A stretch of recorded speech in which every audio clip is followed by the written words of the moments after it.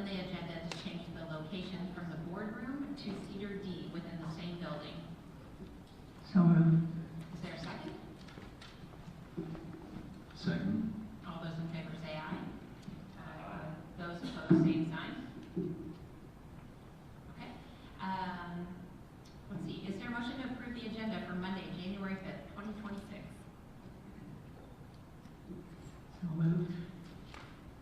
Is there a second? Second. All those in favor say aye. Aye. All those opposed say nay. Okay.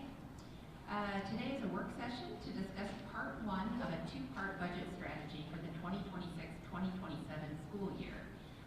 And before we start, I just want to take a moment to address the fact that, first of all, today is about hearing and listening and seeking to understand what some of our options might be. Today is not about decision making, but rather just understanding how we got here, how we go forward, and how we balance the budget so that our district can be the school of choice and be sustainable for the long run. So I really appreciate all the work that has gone into the preparation for this. I appreciate the time that the people on the board, the people in the audience, the media, our district staff, everybody has been putting into sharing this information with the community. So with that, I hope we can approach the evening with open hearts and open minds, and keeping in mind that everything we do affects student achievement. And while the decisions may be difficult in the end, that's our goal. That's what matters. So with that, I will pass the meeting to Dr. Landon to get us started. Wonderful. Thank you so much, President Newman, and to all of our board of directors for being with us tonight and continuing this conversation. Also to our staff members and community members that are here with us tonight. It's encouraging to see people here in the audience, as well as just the many different ways that you explain of how people are engaging in this important work. You know, our basic reality is that when we step back, we have to embrace the fact that our district spending has outpaced our revenue for more than a decade. Over the years, the district has made difficult and responsible decisions to manage those challenges year after year. Tonight's conversation, as we embrace this landscape, is not about blame, but it's about acknowledging that reality and acting with integrity to secure a more stable future. So this evening, as we move forward, we're going to present a number of options, not just one single recommendation. These options are designed to address some of the immediate budget shortfalls for the 26-27 school year, but in addition, we are bringing forward options to our board to consider that will place the district on a more sustainable long-term path. As many of you all know, last year we went through adopting a staffing model where we made some significant reductions, and that helped us to get through 1 year. And so we can see that more needs to be done so that we don't have to keep coming back and be in the same position year after year. So helping to stabilize the district and strengthening our system rather than repeatedly mitigating budget shortfalls. The work, it has been guided by a clear process. We started back in November with our principals reviewing enrollment and financial realities. We then moved forward with our executive leadership team, as well as discussions with the board, sending out staff surveys, ELT and cabinet reflections and discussions. All of that's happened throughout November and December. And as we move through this work here tonight, we've also continued to get feedback by embracing different audiences, such as our families. They now have the opportunity to complete a survey as well. We're going to continue to engage with our executive leadership teams, community cabinet, teacher cabinet, our community coalition meetings. They will also be happening this week. And so as we come to each of the sessions here over the next month, we're going to try to take it a step-by-step process. I know it may feel fast, but as mentioned, the budget is something that we have seen as an issue over the years, and I really do appreciate this board saying, let's just lay it all out on the table, let's be transparent, and let's just work through it all to be more stable going forward.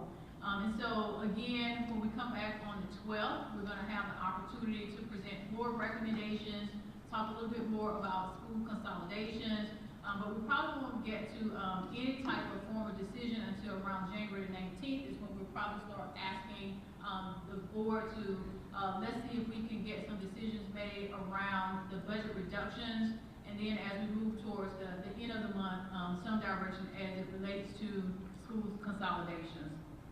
So tonight, here for our outcomes, we're hoping that you'll have the opportunity to understand the budget process and the big picture of what's happening within our organization. As we move through the survey data, we asked a number of questions on the survey. We won't walk through all of them tonight. We will address the ones that's pertinent to tonight's conversation. You do have access to all of the survey feedback, and we'll continue to rely on that survey. We're going to also be looking for you to provide some feedback on cost-saving recommendations. When we first started out with this long list, this was a list that was generated by our staff members, our families. Anybody could provide any idea that they wanted to, right? So we have a lot to consider. So we'll talk about our recommendations, what we are recommending, what we're not recommending, and also just understanding the process of any type of school consolidation and why that's important to us going forward. So again, as I get ready to turn it over to our team, I just want to emphasize that tonight is not about a final decision. No single outcome has been predetermined. There's been a lot of discussions and still ongoing conversations. Also do want to acknowledge that these are very difficult conversations. They affect real people, real schools, real communities, and real students. So we approach this work with care, with transparency, and a deep commitment to our students and our staff. Our shared goal is not just a balance of budget for 1 year, but to create the stability needed to focus on teaching, learning, and opportunities for our students for years to come. So again, thank you for your engagement in the process, and I will now turn it over for our first discussion with Carla.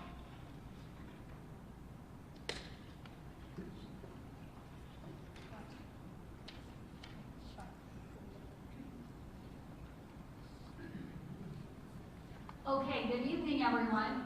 So I'm going to talk first off about understanding our current reality.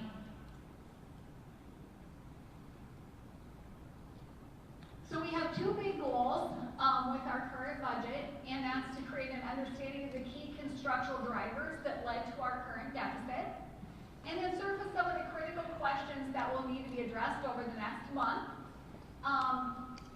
To balance the budget and create a sustainable budget picture moving forward. So how did we get here? There are key drivers of the Cedar Rapids Community School District budget. So we have structural deficits, and for almost a decade, we have been overspending. And we've used one-time resources, primarily ESSER, to supplement our budget needs. Staffing was not right-sized with our enrollment declines, and our facilities are inefficient, and they were not appropriately adjusted to match our enrollment. Annual salary increases have outpaced our new money, net of open enrollment changes, and we've had significant open enrollment decline. So there are the key drivers, and so the first one I'm going to go over are the structural deficits. So if you look here, this is our FY18 to FY25 actual expenditures, and then our FY26 budgeted general fund summary. So if you look here in FY18, our surplus or deficit, we ran a $2.4 million surplus in 2018. But then in 2019, we had a little over $1 million deficit. FY 2020, we had a deficit of $4 million. And I'll show in a future slide how the district was not adjusting our budget to account for the deficit spending. And then in 2020, everybody knows COVID happened in March.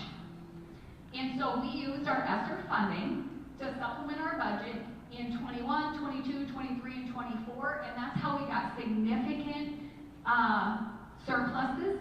We used our money to cover things like permanent building subs, Truman full day, and other staffing across the district, and that led to our surpluses.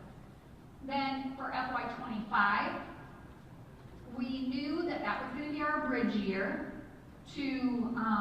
we didn't do significant reductions, and we used the money that we had built in surpluses to cover deficit spending. And we really didn't make any significant impact to our budget. And then in FY26, which is the current year we're in, last year in the spring, we reduced by over $8 million. But even with over $8 million of reductions, we're still anticipating a $4.7 million deficit. A lot of that is due to open enrolled out in charter enrollment growing, and we have to pay for that this year. So our historical context for the 8-year decline, if you look at in 13-14 where we were for enrollment, and then we peaked at about 17-18 and started to go down from there.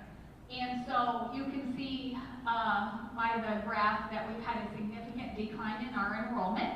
And then over to the right, it shows our reductions. So the district did make significant reductions in 14, 15, 16, and 17. But since FY18 through FY23, we made no reductions. Although you can see that we had significant enrollment declines during that time. In FY24, we decreased by about 500,000, FY25 $1 million, and like I said, for FY26, we reduced by $8 million. So that takes us to where we need to make reductions for FY27. So this slide shows the cost of enrollment, declining enrollment, and a financial trend. So if you look at our certified enrollment on 10/1 of 2020, we lost 647 students. And if you take those 647 students times the district cost per pupil of $7,227, you get a financial impact of almost $4.7 million for FY22. And then in FY23, we lost another 166 students in the fall of 2021. And so if you take your 647 students times your district cost per pupil of $7,413 and your 166 students at the $7,413, you get the total of about $6 million.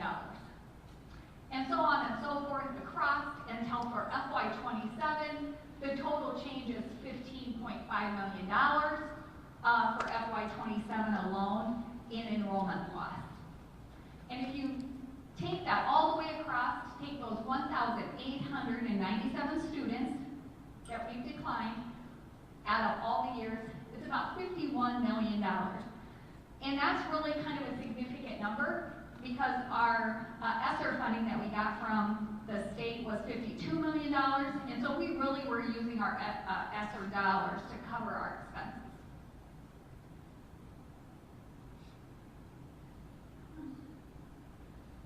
So the next thing is our staffing and right-sizing our district due to staffing.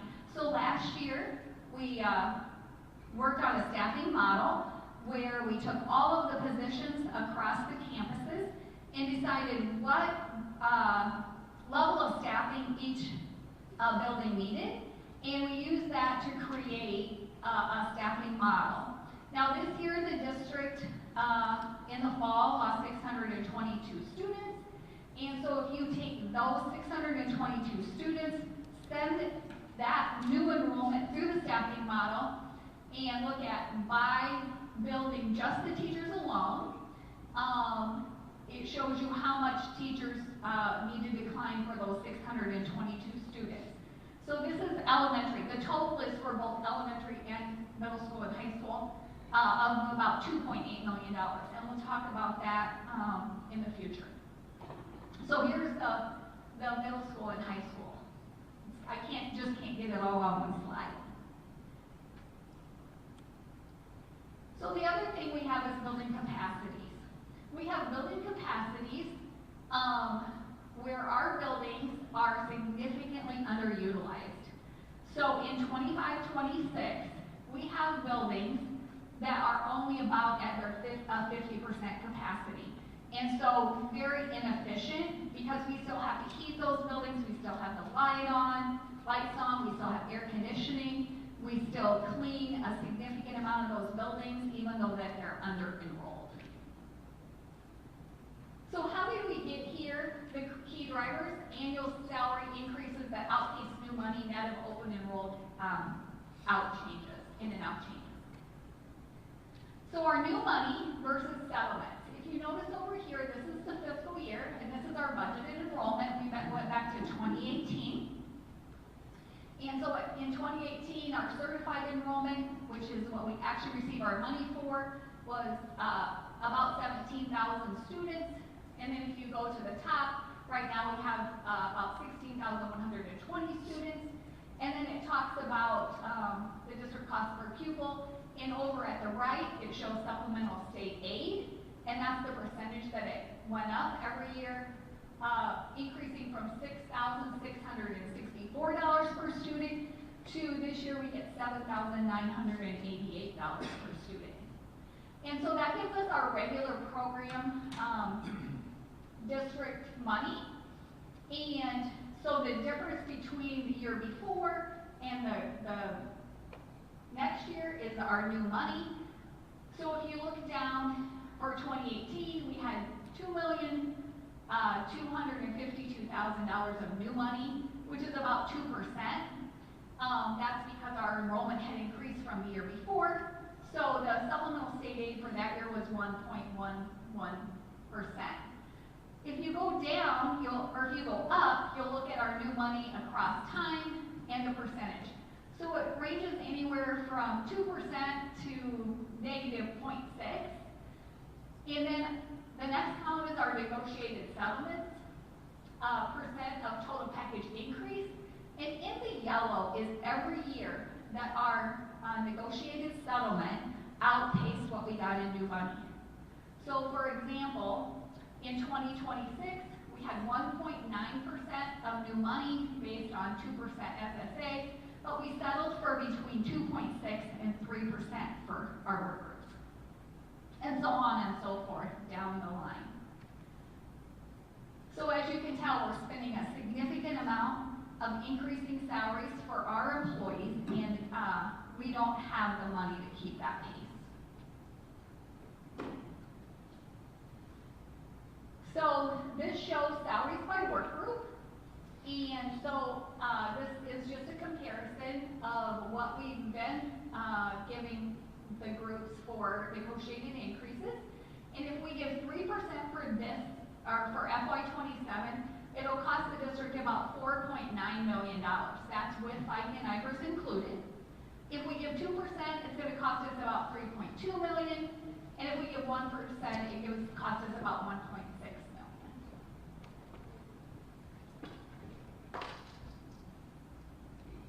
So the next thing we're going to talk about is our enrollment declines.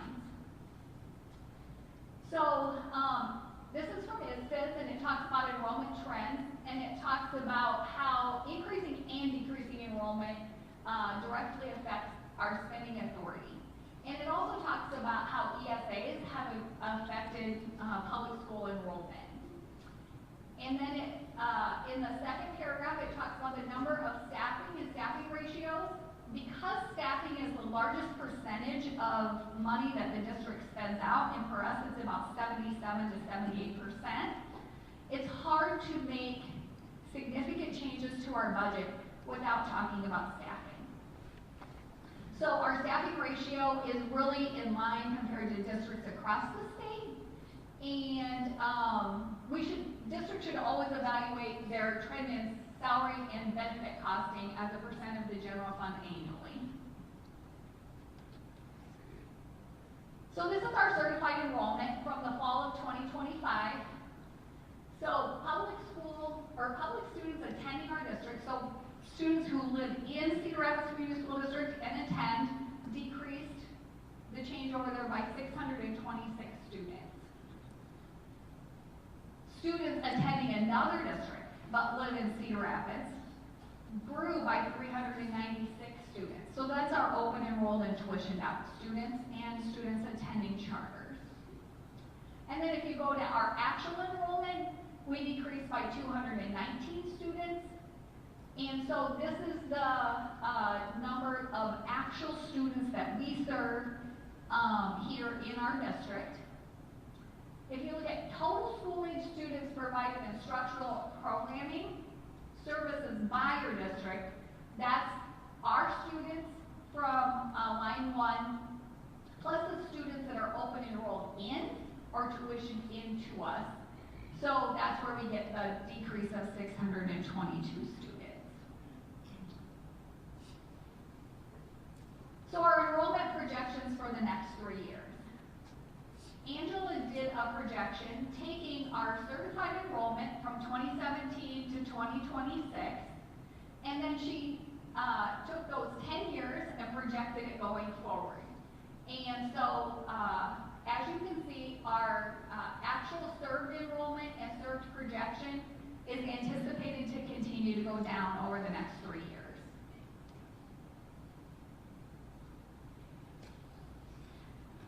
So, we need to address the deficit. And this is kind of how we come to the deficit. We have general fund assumptions. So in FY26, like we said, we're running about a $4 million deficit, and so those same expenses will roll forward if we don't make any changes. Salary increases are about 4.9% or 4.9 million.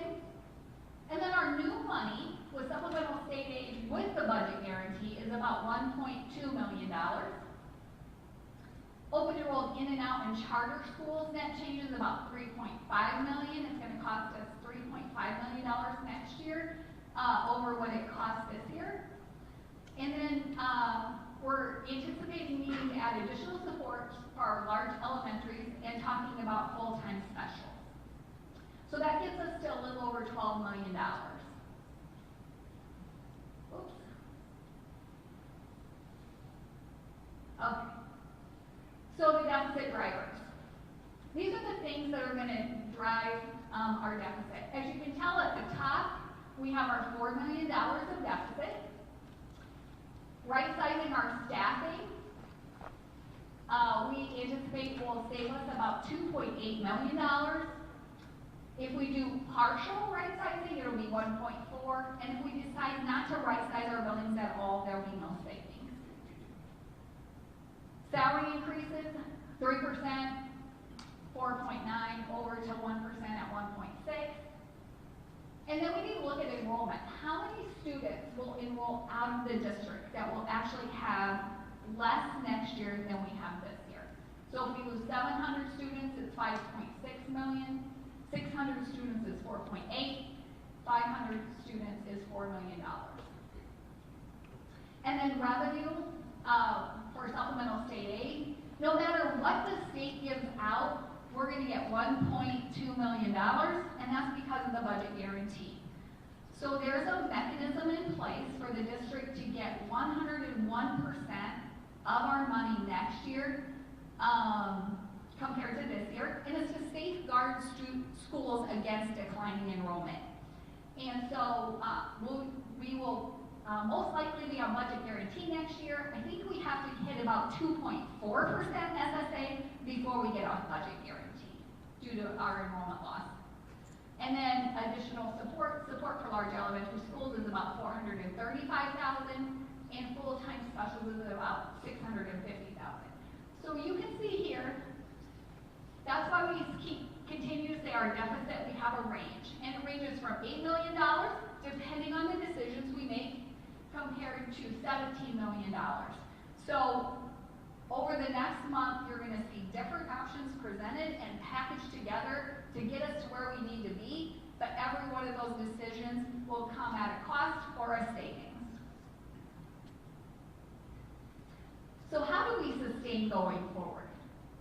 We need to address our structural deficits, so we need to staff based on our enrollment each and every year. We need to create a plan to right-size facilities to match our enrollment. We have to stop relying on one-time funding for long-term expenditures. We need to ensure our salary increases match the actual revenue we have coming in. And we need to try to increase our enrollment by becoming the district of choice.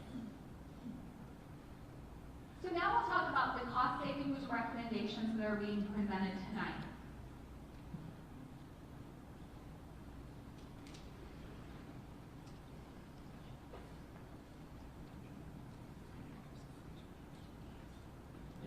Good evening, everyone. I would just mention to you that you have two organizers that Jillian is pointing out to me to point out to you. But if you could follow along during this section, these will be the questions you have and more information that you'll need from us as we move forward. We want to make sure that we're collecting all these, having the conversation in the room, but then we're able to go get the information that you need, because the information is obviously facts. To start here, we have launched 3 surveys. One is still in the works. If you haven't taken it, those of you who are watching, please do take it for our families. We surveyed 1,200 staff members, 54 community coalition members, and the information is driving the actions in front of you. Tonight you're going to see almost $19.5 million of potential reductions that we'll have put together, as Carla talked about. But those are the options. We want you to have the information from the stakeholders. What's their view on each of these? So we'll start with the reductions that you'll see tonight, the first 4 million. So we surveyed all, I should say, the coalition and staff on the first 4, and then just staff on pay increases and the insurance that pays out, given that they have more information to be relevant to them. So you can see there's good consensus on reduction of consulting services, reduction of ELC positions, and then the pausing new curriculum. In the middle of the road with the outsourcing non-teaching positions to lower, and then much lower on the pay freeze, and then about 70% on the insurance stipend out. You have all this information. I'll pass this back to Carla, but this will also be posted, all the results, in a report fashion online for those who are watching if you want to see individual stakeholder breakouts.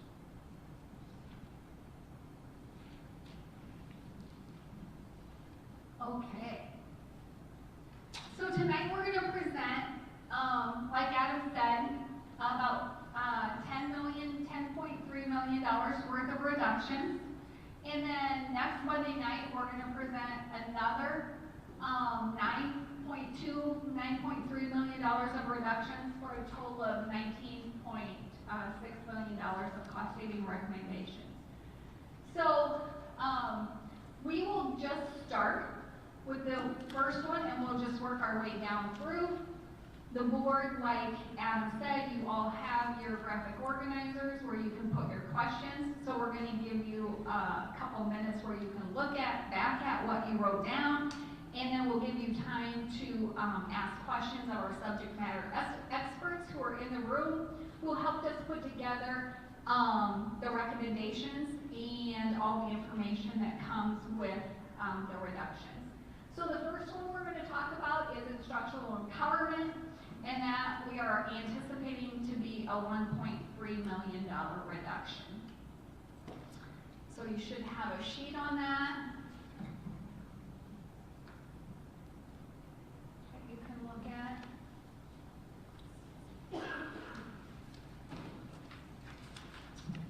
I just want to jump in the there's a cost savings recommendation that shows you like a table of the overall, and then when you turn that first page, it'll be in the order that you see them presented up here. So it's kind of a 1-pager or a 2-pager, depending on how long the content is for each of those.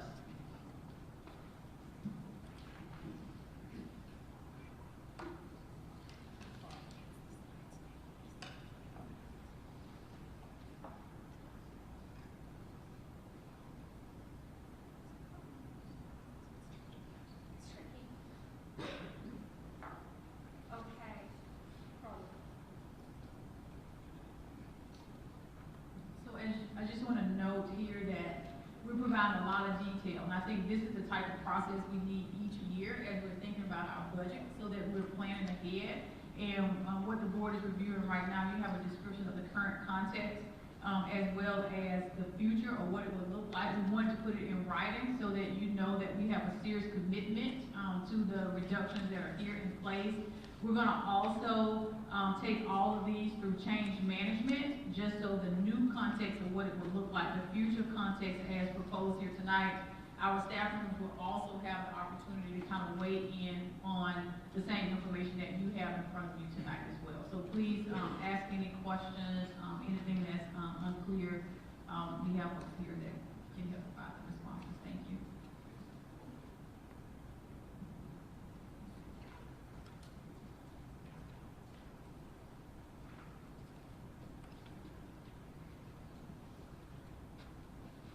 I have a quick question, maybe someone can help me understand the difference between focus schools, guided schools, and foundational. It looks like foundational services from instructional empowerment are just a pre-service professional learning, Okay, and there is not further support beyond that?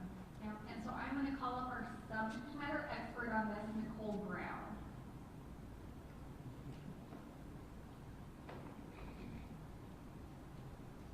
Thank you, Nicole. I might tap into Jillian a little bit too. Okay. Hi, everyone. So for the last 2 years, including this year, as we have partnered and collaborated with Instructional Empowerment, we tiered our schools for a couple different reasons. One was because of our funding sources, so we were able to use some magnet funds to help provide additional support to our magnet schools. And then also, we just really wanted to build our own capacity within the district because we always knew partnering with instructional empowerment would be short-term. We weren't sure how many years that would actually be. And so 2 years ago when we started this, we had most of our schools were foundational. So that was like the, I would say, lowest level of support where they received professional learning from instructional empowerment, and then our coaches were working with instructional empowerment to build their capacity to support their schools. And then we have guided that had the next level of support, so same thing as foundational, and then in addition, there were some virtual coaching sessions, both at the leadership level with the building principal, and then also faculty coaches with the instructional coaches, and those were mostly done virtual. And then our guided schools have the most support, and so again, all of those things in addition to on-site coaching, both from the principal aspect and from the coach aspect, and some work with their building leadership teams as well. I don't know if that answers. I'm looking at Cindy, she's the one that specifically has the question, but- So I think what I'm wondering is, if in this proposal, we would continue with some of the foundational, and would those be our teachers providing that pre-service, or would that be from instructional empowerment? So the way that it's costed out for the future context, that when all schools would be foundational, would mean that we would still have access to the Empowerment Central, like the digital resources, so that instructional coaches could go in and do the look and learn and coach on the model of that. Principals could go in and do their rigor walk and be able to monitor how the implementation is going, and then having that pre-service PL so that we can move forward wherever the schools are at the next level of the model of instruction. So that would be done at the cost right here by IE, because no one here has the capacity to be able to do like IE 301. That's my Yep. question. Whether we're using like our instructional coaches for that, or I.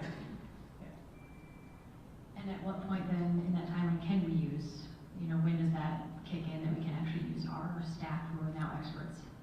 It kind of depends on how far we want to move forward in the model. Like what we did this year, and Nicole could speak more to it during pre-services, gave new to Cedar Rapids teachers PL on bringing them up to speed, onboarding them to where we are currently in the model instruction. So we have the capacity to bring people up to the levels in which we've already received that learning, that our coaches and leaders have the capacity in. If we were to continue going through all of the different levers to fully implement the model, we would want to ensure that we are building our expertise to be able to provide the new levels of learning.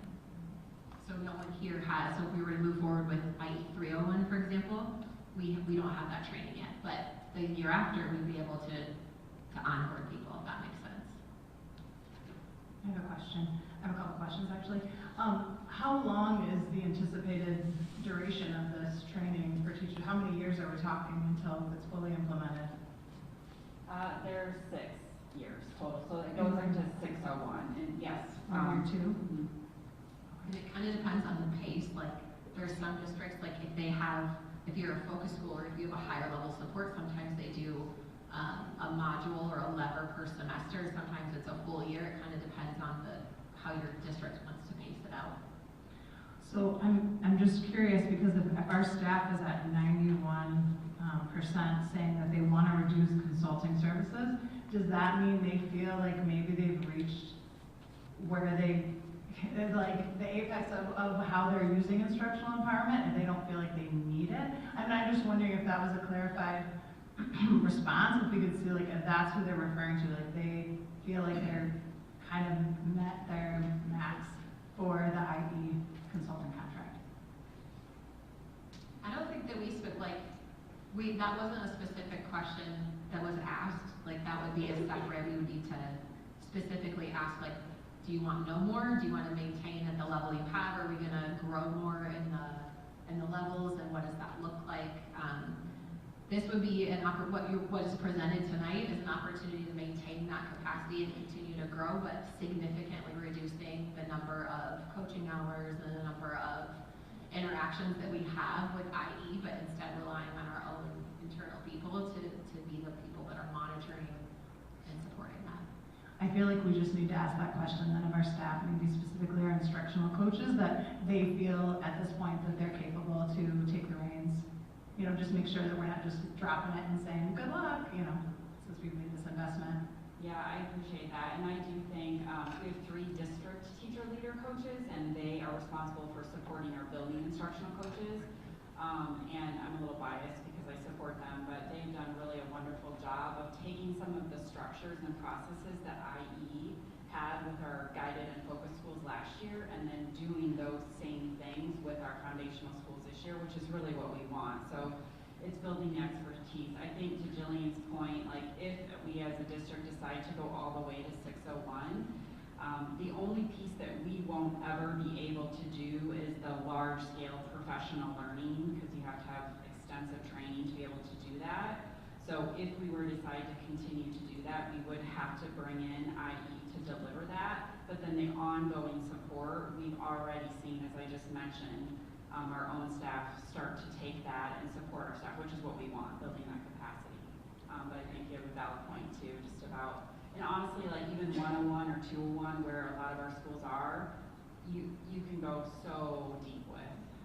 There's just a lot of learning embedded just within those 2 years, so. I think you also make a good point with the, it's pretty high on the reduced consulting services and pause new curriculum purchases, and how do people interpret that? Do they first think instructional empowerment, or are they thinking, other consulting services? So when you read that, people may interpret it quite differently, but they are our 2 highest categories, so it might be too late to break those out, but it might be worth just having further conversation around, like, where is that coming from, that's so high? Yeah, I agree, it's easy to say, oh, let's get rid of all consultants, but maybe there are some that are more valuable to us, because, how does this impact student learning is also top of mind, so if we could break that out a little bit, that might be helpful.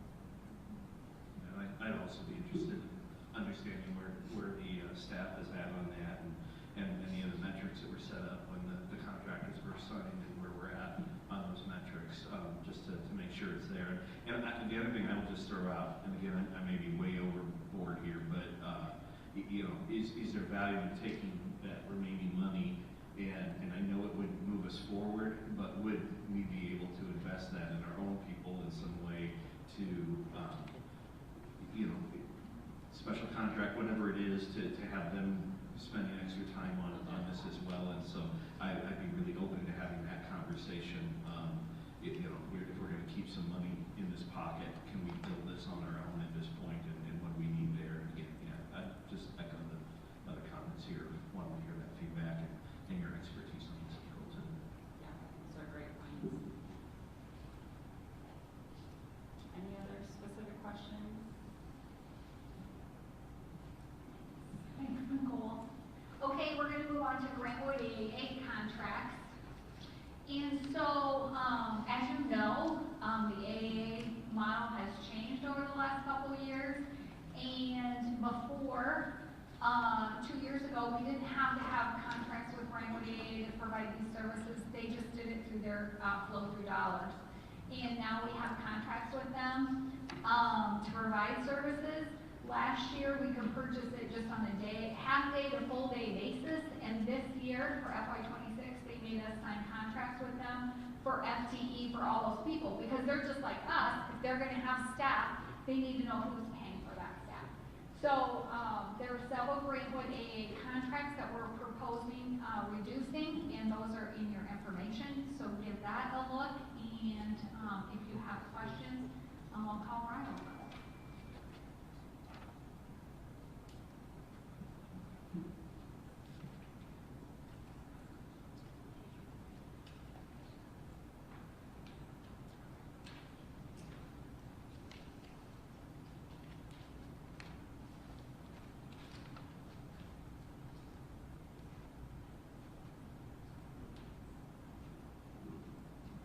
I have a question on the SCBH consultants. So we've got 3.45 SCBH consultants currently.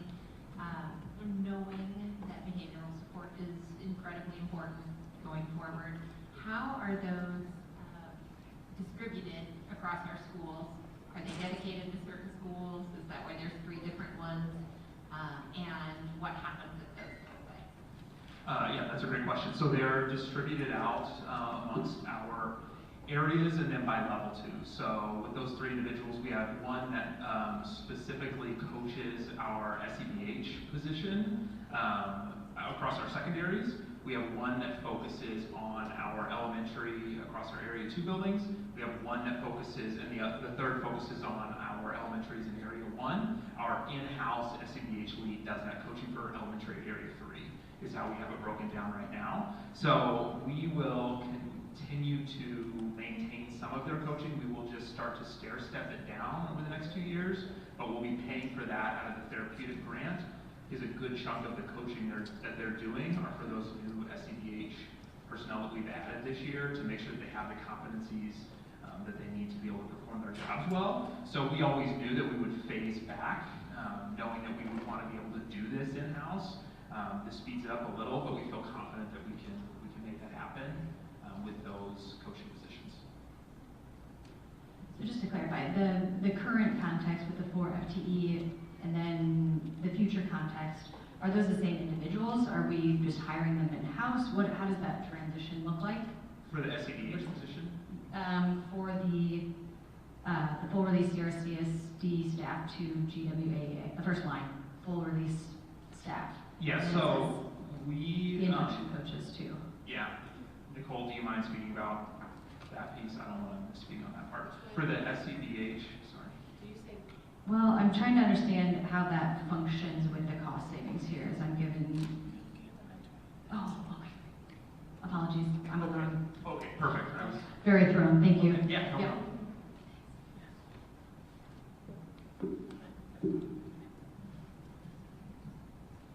Kind of the same question Caitlin was just asking. I think she wanted to say, when we are taking away the GWAA staff, are we replacing with our own staff? We're not adding staff, but part of it will be from the training that they've been getting this year, and then they'll continue to get over the next couple of years, but phase down. They should have the skills necessary to continue this work moving forward. The other thing that's been great with our AEA folks that have been working with us is they're, in addition to the coaching that they're doing out in the buildings, they're also meeting with the people here that next year will be starting to pick up some of that lift of that coaching, right? So that phasing piece, that will be housed within our special education, our student services department. We're still working out exactly what coaching piece will live where as we move through this process in the spring, but we feel confident that we can move all of that in-house among our current personnel. Thank you. So if I can just kind of package that nicely, we're gonna maybe move things faster.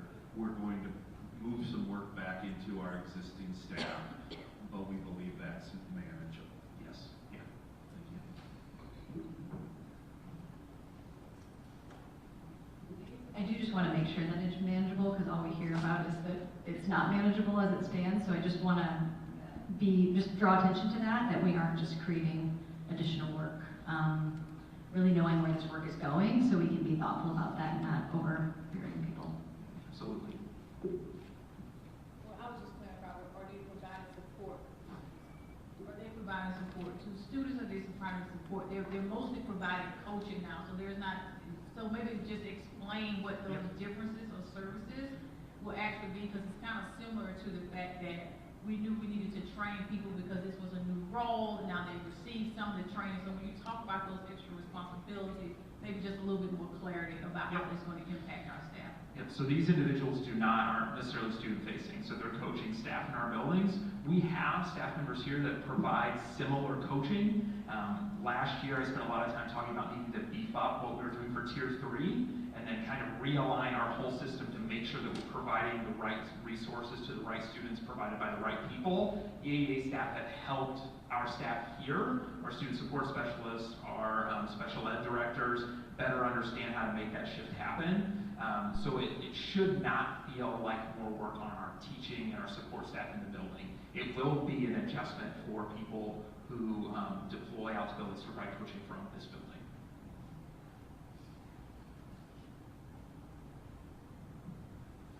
Thank you for that clarity. Thank you, Rose. Okay, so on to mentoring and induction. And I will have Nicole Brown come back up so she can explain real quick mentoring and induction and the changes that we're proposing to that for next year.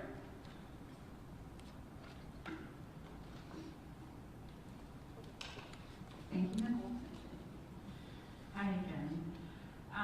All right, so you may or may not be aware that for, the past decade or so, Cedar Rapids has partnered with Grantwood AA and has been part of Grantwood AA's induction consortium. And so what this consists of is neighboring districts within our AA boundaries pool our money together to then deploy resources in mainly in people or personnel that have served as induction coaches. That's the title that they have had. And so these induction coaches may be Cedar Rapids employees, but they may be employees from other districts that come to our district to support some of our beginning educators.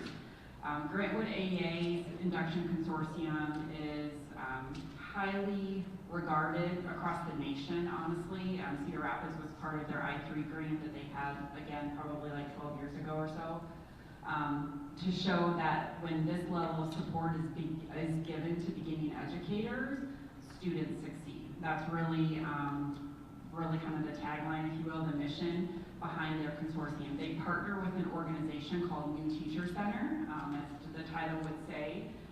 They have poured a ton of resources, research into what it takes to help beginning educators become masterful teachers as they work through their teaching careers. And so this support is given to initial licensed teachers, so first and second year teachers to the profession. Cedar Rapids, over the course of the last number of years, have had quite a few first and second year teachers. And so when we pay for these services, we pay per beginning educator. And over the last number of years, it's run $6,700 per beginning educator. So if you take $6,700 times 80 first-year teachers and 60 second-year teachers, which that would be right around what Cedar Rapids is running, it comes up to right around $1 million. And again, give and take kind of over the last few years, but really the numbers have been right around $1 million altogether. And so as we started having budget conversations, this was obviously one of the things that was put on the table, and if we would want to, as a district, continue this level of service, so full release induction coaches. So their sole responsibility is supporting beginning educators in creating an optimal learning environment within their classroom, and what it takes to plan based from standards and curriculum resources you're given, to analyzing student work, to building that sense of community in your classroom, all of the pieces that we want in all of our classrooms, but really providing intense support. So 60 to 90 minutes a week is what the research says that beginning educators need. And that is observing, that is planning, that is co-teaching, and that is analyzing student work and then planning forward from that. So that's what that 60 to 90 minutes typically involves. And so when we started looking at, can we do this in-house, what would that take? Luckily, or maybe not luckily, but I have had the opportunity. I actually started a consortium at another AEA, and we really partnered with Grant Wood to look at what this looked like. So I have a lot of background and expertise in what it takes to do this successfully. I've worked very closely with New Teacher Center, and so have some other people in our district in-house. And so we really started working with our teacher leadership committee and exploring this idea. And there's really 4 main factors that we wanted to make sure that we could still adhere to if we were going to take this on ourselves. And that is hiring high quality people to serve as those induction coaches. And the benefits that we think that we can get having Cedar Rapids teachers have those roles as induction coaches, supporting first and second year teachers to Cedar Rapids. Because as I shared at the very beginning, sometimes that happens and sometimes that doesn't when we partner with Grant Wood. So that's one piece. A second piece is making sure that we are supporting the beginning educators themselves. So making sure that having those high quality induction coaches, they have the training and expertise they need to support those beginning educators, and then also having some separate professional learning just for beginning educators. Because just like when we start any job or any role, there's just lots of nuances that we don't get in a large scale or building level professional learning. A third thing is really making sure that the building leader is equipped to support beginning educators. And then the fourth is making sure that you have the infrastructure to help support all of those things. And so because there is expertise within the district, myself, but definitely beyond myself, we really felt like we could bring this back in-house. And so when we started looking at the cost comparison, again, $6,700 per beginning educator, we know that we would need to have those full release induction coaches, but we're already paying Grant Wood for those people, and we do get a kickback from Grant Wood for currently we have 4. We really think we can do this moving forward next year. Again, not knowing exactly how many beginning teachers we'll have, but just kind of using the data from the last couple years. We think we could use the 4 that we have, and maybe we would need 1 or potentially 2 more. But even with that, we compared the cost, and it would be a pretty significant cost savings. We have run this through change management once already, right before winter break, and it scored high.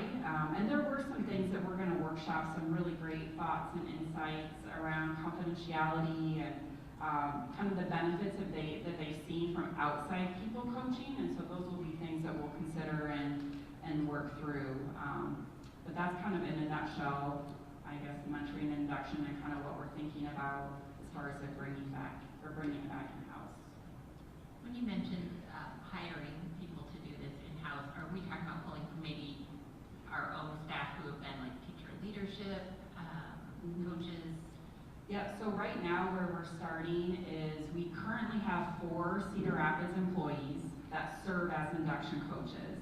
Some of them are serving other districts, so we would bring them back and start with their amazing people, and they've had the training, they have the experience in serving in this role. So we would start with those 4, and then if we needed to hire 1 or potentially 2 more, that would be part of the job description that we'd be looking for, is people with coaching experience, but also not necessarily like a deal breaker either, because you have to start somewhere, and we'd be able to provide some support to those people as well. First of all, in a nutshell, that was a really great nutshell. I learned so much, and thank you for kind of piecing that out for us. And that was my original question: is that, are those 4 people the same people? If we already have a good thing going, you know, I don't want to upset that balance. And then additionally, you said it was $6,700 per educator. Do we have a figure then in this new model, like what the savings would be per educator? And it's just because it's in-house, there's not all this added. I haven't done that. We kind of put all the money together, so to speak, but we could definitely do Yeah, that. well, that probably doesn't matter too, but looks like a significant savings either way, so. I just had a clarifying question. So this would be a full-time position for these people, not on top of teaching responsibilities? Yep. Okay, excellent. Yeah. One thing I will say, thank you for bringing that up, is that one need that our district has shared, and this has come from building principals, building instructional coaches, sometimes teachers, is having somebody in the building full-time that can be that go-to person.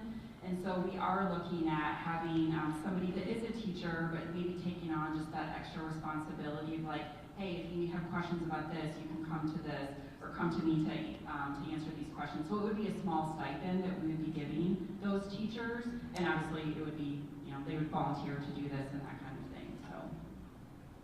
So right now, Nicole, we mostly have induction, right now we mostly have induction, but not mentoring. Correct. And I think that's what you're saying, that through this process, we will be able to address what some of the teachers have stated, that they want mentoring from people right there on site. And then I guess the other point is, you mentioned about the 4 teachers that are from Cedar Rapids.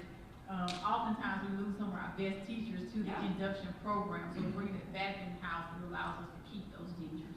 Yep, and I actually was able to have a conversation right before break with those 4, and I was nervous about it, just like, you know, I wanted to share this before everything went public, and they are excited. It actually was a really great meeting, so they're delightful people, so I'm excited about that. Just so I can clarify things, you don't feel like we're losing, or what? I led you with a question. What are we losing by making that change? And it's struggling because it's like, it almost seems like we're helping fund other schools' induction programs right now. I think in the past, we really have. So when the induction consortium at Grantwood was really at its fullest, I want to say there was like 18 school districts, including some of the larger school districts like College Community, Linn-Mar, that were part of this. And over years, because of similar conversations that we're having, they have pulled back and made it in-house. We are the last, what I would consider large, 4A size or above size district. And so I think over the last few years, that probably is what has happened. So it just feels like the right time and the right move. I think as far as like what we might be losing, Grantwood is an amazing partner, and he just kind of does what Riles was speaking to. But we've already talked about like if we're going to move forward with this, if this is something the board approves, we'll still be able to collaborate with them next year to really help us build our infrastructure at a much reduced cost, and that's already configured in the cost analysis. And then the next year, feel like we can really like stand on our own 2 feet and we'll be good to go. So. And you answered my second question about, has anyone else done this? So thank you Yeah. for answering that. Yep. Okay. Thank you. Thank you, Nicole. Okay, and now on to consulting. In consulting, we're anticipating will be a $400,000 savings. Outside of the ones that we just mentioned above. And so when we talk about consulting, the thing that I want to level set us on is we talk about consulting, and you've seen probably several times that for FY25 we were at like $8 million. That is all professional services. So it includes legal fees, it includes our auditor, it includes our community partners, it includes multiple things other than just consulting contracts. And so when you just go in and just pull out those consulting contracts, people that we actually use just for consulting, coaching, etc., it's a much lower amount. And so for FY27, we're anticipating that we can reduce consulting contracts by additional $400,000. We've already reduced consulting contracts from FY25 to FY26. And so for FY27, we anticipate we can do another $400,000, and that's through the vendors that I have listed in the sheets. Adam, do you want to add anything? Okay.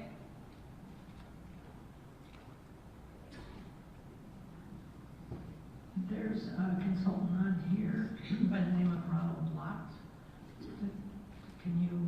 Anyone tell me who or what that is? Oh, Nicole's coming back up. Okay, Nicole, maybe you should stay up here. It was training. Yeah. So he is a trainer for a professional learning called Adaptive Schools. And we have a staff member that is working on her certification to become a trainer. So basically he's being phased out. I think he comes back in February and that will be his last time. So kind of similar on a much smaller scale to instructional empowerment, like building our own capacity here so we can continue that professional learning. Thank you, Nicole. This might be, I was looking at the final program limitation goal, internal expertise, decision-making, et cetera. And I'm just wondering, we have so many professional relationships with ISD, UEN, let me see more acronyms, SAI, these, how can we pull, what are our goals that we're hoping to reach, and how do we actually consolidate those services that we pay for and that we're members of to get to those goals? So, depending on what those goals are, what our needs are, I think that even if we were to inquire about that, I'm sure if it doesn't exist, we might be able to create a version of something, or they could pull content. So just really finding ways to rely on them to fill in some of these gaps, since we are members. Yeah, and we know that there's a lot of expertise with our member organizations and across the district, and we will continue as we need to do things as a district, look at utilizing those services. Is there any background in the 400,000 that's left in FY26 versus what changes from one year to the next? A significant amount of our FY25 was our staffing model that we did with DMG, and we needed to do that in order to realize the savings that we did to staff our buildings across the district. So a lot of that was with DMG already, and so we knew that those were one-time costs for the district, but we built capacity. We built a model that we could sustain going forward. I'm trying to think of some of the other ones that were decreased. Off the top of my head, I can't think quickly. Steel Dynamics. Steel Dynamics has gone down. We use them for college and career pathways, and we spent more money in FY25 than we're spending in FY26 because we built the capacity of the people in that programming to do the work themselves. So a lot of it is that type. But so some of that still in that 400K that's in the budget for 26. For 26, we still have about $400,000 in the budget for 26 for consulting. Yes.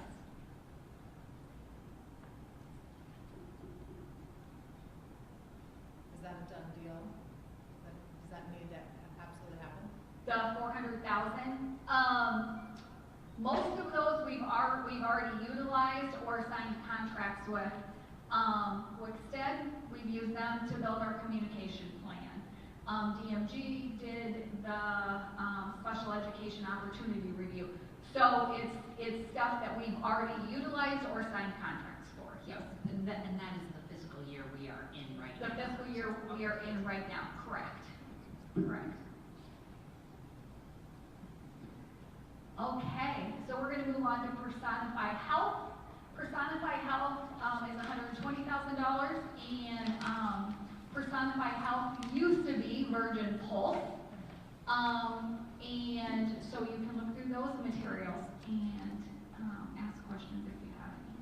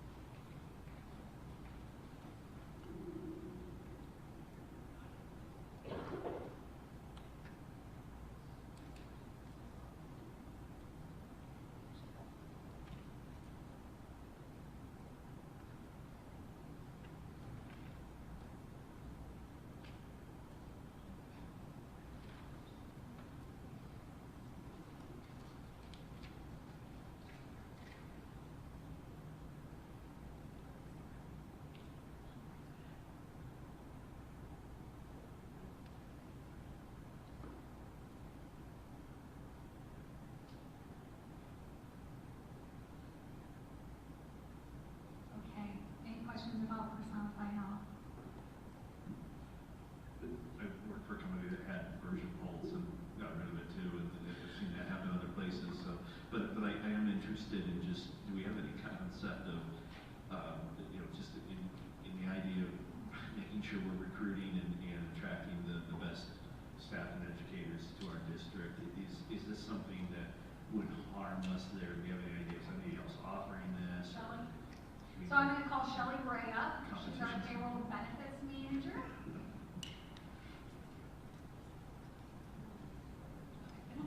She couldn't answer that. Yes, so we've been in the same contract for this wellness program for several years. So it is the same program that we have been redone every year, and no criticism towards the program at all. Everything's on the internet now. If people want to learn something about health, they Google it. And so this type of wellness program doesn't really work anymore. There's no measurable outcome that's affecting our insurance claims. It's not affecting people's wellness, that type of thing. And so, as you can see, we have less than 18% participating, and it's costing us, almost $120,000 a year. So it's very expensive. It's low participation. We could be paying out much more than this, even based on those people, the 277 average that's participating, but they're not even taking the free money for that. So it's evolved into something that's really not necessary anymore. And we have a great EAP program. We just recently switched, and we offer a lot of new different ways that people can receive help. And so I think that's a great thing. We have a Health Joy app where people can just chat with anybody at any point in time, 24/7. We offer a lot of different wellness information through different avenues. Thank you, Shelley. Next, we have travel for a reduction of $250,000, and I will turn it over to Jillian. Perfect. So in your package, you can see that really a way to realize a cost savings on this is to have a better understanding of, as a system, where we're traveling and what that type of learning looks like. Right now, people have building budgets and they have department budgets, and we can use those to do things like traveling for increasing our capacity through professional learning. We spent in fiscal year 25 approximately $450,000 on out-of-state travel. If we include the in-state travel, I just got that number from Crystal, it's a little over $500,000. That also includes when we reimburse for traveling from building to building, like some of our teacher leaders, I would say, especially here, our school improvement coaches and our teacher leader coaches, they go to several buildings a day, and they would turn into travel reimbursement for their mileage. So a little over $500,000 between in-state and out-of-state travel. That also includes mileage reimbursement for those types of roles that travel a lot. So what we really want to do in that future context is to be able to have more discernment about where we're traveling to and what we're traveling for. more discernment around where we're going, how often are certain staff members maybe taking advantage of travel opportunities to get a better grasp of that. And we believe by just starting to limit and putting some limitations on that, we can save a lot of money right away. So what we would ask is that we would have a process of travel pre-approval. So if I would like to, if I have the dollars and I would like to travel to a instructional empowerment conference in Florida, because we did that in fiscal year 25, that's a big chunk of that 450 was taking staff members to build their capacity at that learning opportunity. We would have people fill out a form that asks us to think through all of the costs, because we often just think of the cost of the conference itself, not the cost of meal reimbursement and ride shares and the cost of subs. Like all of those things add up to a significant amount of money. And then set some professional goals so that we're really getting more out of the travel that we do utilize. So it's an opportunity to have a better sense of where are people traveling to, and if we have a lot of people going somewhere, is it more cost effective to bring a presenter in to help increase our learning? There are some, we didn't want to ban it altogether because there are, I would use the MSAP project directors meeting as an example. That's a required meeting of the grant nuts in Washington DC. So there are things that, there are benefits that are really high to a small cost of being able to go to some of those things. So we believe by just taking a better look at like how often are certain people traveling, where are they going, what are they seeking to learn, and trying to be really cost effective up front, we can significantly reduce our costs without a complete ban of travel for professional learning purposes. So that's why we travel, is to increase our capacity in professional learning. Jillian, does any of that data exist currently, like who's traveled where for what? We really don't have a source for that, and this would allow us to do that because we create that standard operating procedure. Even doing things like at the beginning of the year saying, what conferences do you anticipate people wanting to attend this year, so that we're more thoughtful, that we can plan that out. So if we wouldn't want to have a bunch of schools going to conferences at the same time and then leaving a big gap in our sub pool, right? So it just, there's a lot of things that if we can have more foresight, that we can plan for. I also want to note that we, if we're looking for certain subject area expertise, you know, I guarantee you there's probably people in our community or on our staff that have some of those skills or have moved into our district. So also just tapping those resources internally, and if we can, you know, use a portion of that money to incentivize educators of our own or staff of our own to fulfill that, that would be wise. As part of this, is there any sort of requirements related to using a particular agency to help book, or in a way to manage, like you're staying at this hotel versus this hotel and it's $100 difference, that sort of thing? How do you see that working as part of this? Yeah, we have board policy around travel requirements, and Crystal would be able to speak to this better than me around the reimbursement part, but we have, there's certain rules with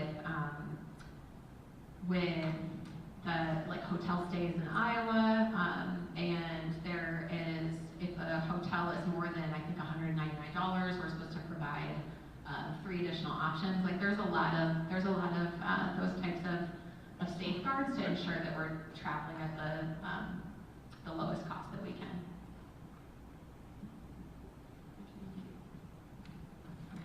And I'd assume this would be at all levels of the organization, correct? Yes, at all levels of the organization, and that little over $500,000 that includes in-state and out-of-state travel is, like, that's not just here, that's across our system. Okay, thank you. Okay, and our next one is food-related purchases, savings of $75,000.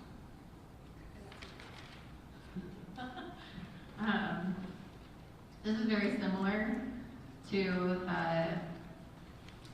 and I apologize, in your packet, you have to skip forward, and we have to go back. Food-related purchase is a lot like travel. If we just have a better sense of where we're actually spending money on on food, we'll be able to significantly reduce it. We do have board policy that states if there's, I'll give you that example, if there's a meeting that's 4 hours or more in length, you could,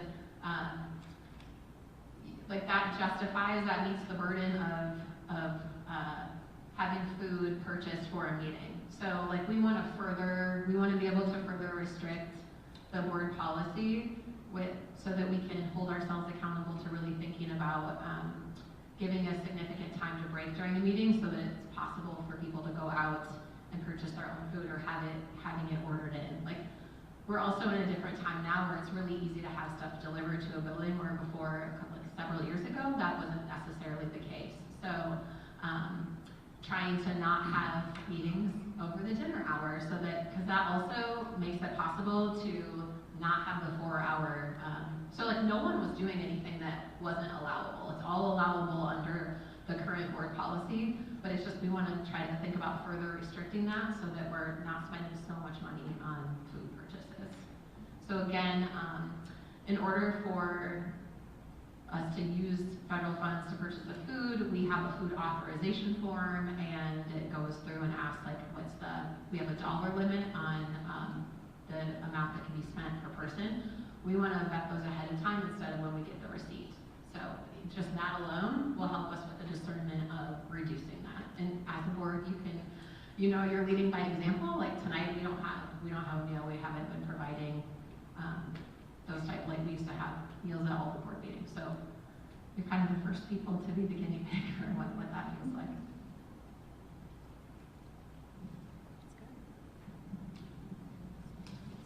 Okay. And next is the insurance stipend phase out, and this is a savings of about $500,000. So you should have that in your packet, and this is a phased change, as you can see.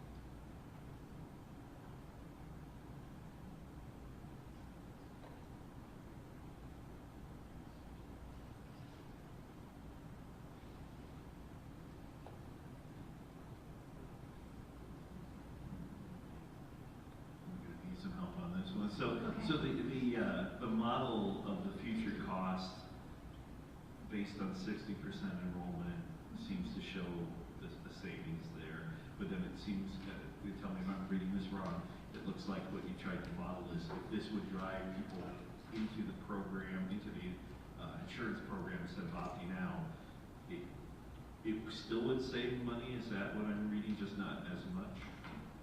And we'll have Shelley come up. All right, so yes, I don't think that would happen. I don't think it would go to 100%. I think the people that are in this grandfather group that are enrolled now enroll if they need to enroll. Now it may be more alluring to some because it comes out of their paycheck, see the difference. So do you understand the district contribution? Do you want me to go into how that works a little bit?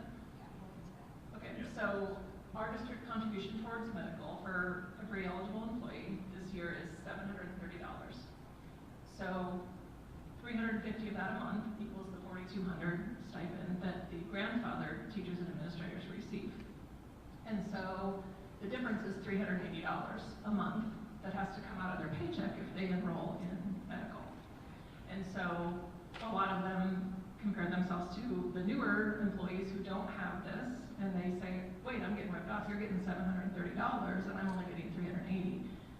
Most of them forget that they're getting this cash stipend because it becomes a part of their salary, right? And so usually when they have a life event or when annual enrollment comes along, that's when they figure this out and kind of go, oh yeah, I forgot about that. So it's kind of been a bad feeling sometimes because they feel like they're already getting ripped off, but they're really not, they're getting cash. right? And that cash is going out of our doors and not into our now self-funded plan. So when you look at it that way, what it does for the district is any money that we give to our employees towards their medical contribution goes back into our fund to pay for the claims, to pay for the cost. Every time that anyone goes to the doctor, it's coming out of this fund. And so that's the difference, is that they've been getting this cash all along. And so if you look at the first table there, like you said, we would save 1.5 million after we phase this out. And that's adding it back in and making them whole, giving them the whole 730. So we're not taking the money away, we're just giving it to them like everyone else is receiving it. But we did need to show you that yes, someone could. What if everyone enrolled? What if all 656 people enrolled? There would be a cost, because then we have to pay a portion that we're not already paying, right? Yeah, it makes just comes down to a math equation for each Yes, employee, and it really compare is. what their spouse might be getting, or. Believe me, we have a spreadsheet that's just every scenario you could think of. I do want to mention, the reason this is very complex is because all this is IFRS eligible, FICA eligible, and so we're paying that extra fee, as you can see on those tables. But that affects their final retirement numbers with IFRS, right? If they're near their high five of their last 5 years. So that's why it's important to them. That's why it's going to come across, that would be a little rough for some of them to digest because of that. And so all those things, you know, I was asked to get these numbers together, and I went, oh, this is a rough one. I mean, it's a really tough decision to make. It's what's best for the district is not going to feel good necessarily at the time if you go ahead with it, but making us whole.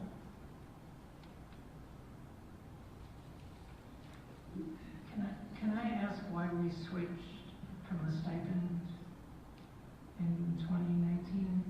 Yep. Away from the stipend? Yep. So in 2019, as you know, our plan was MIP. We were in a significant deficit, and we're having trouble getting employees into our plan, because if they had outside insurance, they, for the groups who get the stipend, were just taking that money and then getting their insurance elsewhere. So our plan had all the people who needed to be on insurance. So that's how come we had the big deficit. So in 2019, we proposed in the spring of 2019 to get rid of the stipends, but we grandfathered people in. And so we split any of our employee groups that had the stipend into a group of people who had kept the stipend and a group of new people who were offered our insurance. As you know, our MIP balance then continued to grow, and it continues to grow. And this year we switched insurance, and we're trending pretty good. But it is because of that change we made in 2019 to get more people on our plan, and this would all just continue to increase our insurance for everybody else across the district, and hopefully get our premiums to go down. So say the more people we get into our plan, it's like we talked about in there, the law of larger numbers, right? The more people we get in our plan, the more revenue that we have in there to cover those high claim costs when they come in, and they will come in. We don't always know when people go to the doctor. We may not see this claim data for 3 months after the fact, so we don't always know what's going on out there. So it's kind of it's new being self-funded, but really it's not because of that we need to do this, but it's just kind of I did want to reiterate too that some of them will be very happy about this because they want the 730 to not affect their paycheck, right? They want to get that 730 rather than 380 coming out of their paycheck. So, I mean, there's two sides of it. There's a lot to consider. Okay. And so on to our next one, building budgets. Building budgets will be reduced by $104,000, and that's strictly based on declining enrollment. So you can look at your sheet and see if you have any questions.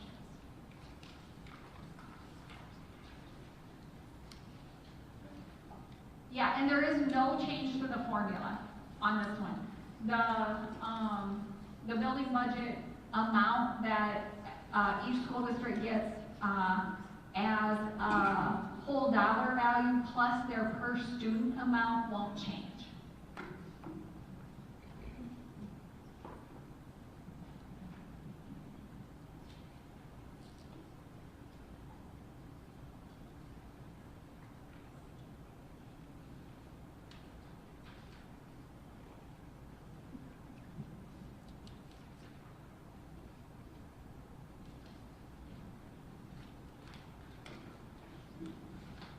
So in other words, this isn't new, this is just an adjustment that's made annually. Yep, this is an adjustment that's being made annually, yep.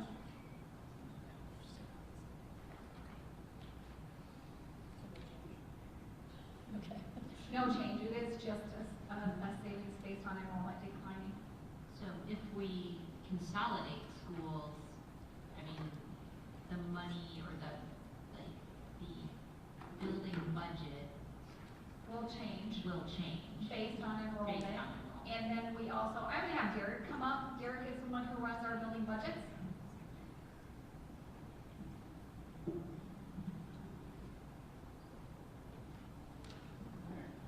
All right, yeah, I have a perfect example with Trailside, with Garfield and Arthur combining. So they got the total enrollment per pupil allocation. They just lost out on that $4,000 base that they get in addition to the per pupil. So as buildings would be consolidated, they just lose that per building base allocation.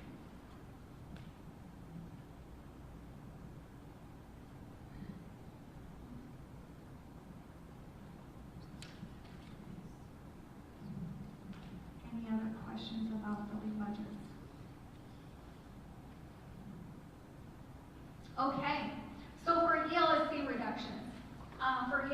reductions, we have $500,000 slated, and we have had many conversations about what this looks like. And so we will present on January 19th what the ELSC reductions are, but they will be at least $500,000.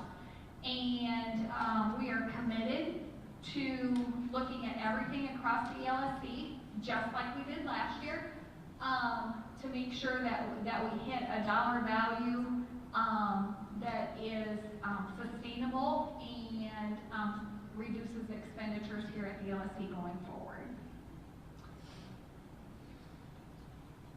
And then the other thing I want to talk about that was on the previous slide is we had been exploring outsourcing of different groups of employees across the district, primarily technology and custodial.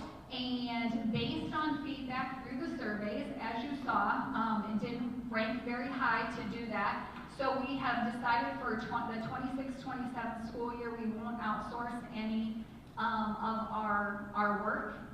But we will continue going forward to reassess every year if we need to do that. So I did want to point that out because that was on the previous slide. And so our next thing we're going to get into is school consolidations.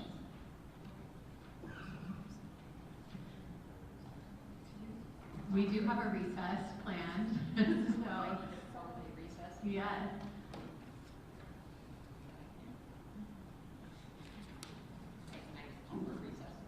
Do I have a motion to take a 5-minute? I move that we take a 5-minute recess. Okay, second? Second. All those in favor say aye. Opposed say nay. All right, readjourn in 5 minutes. 6:05.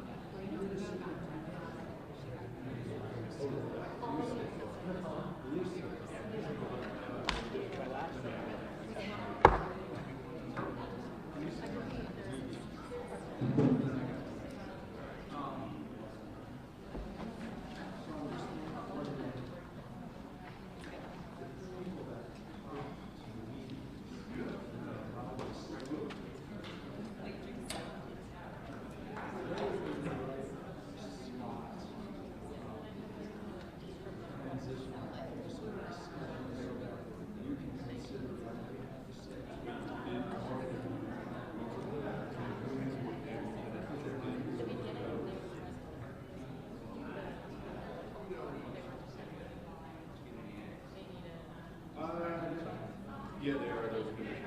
No, we did not. Yeah, they do that. We actually, they got it.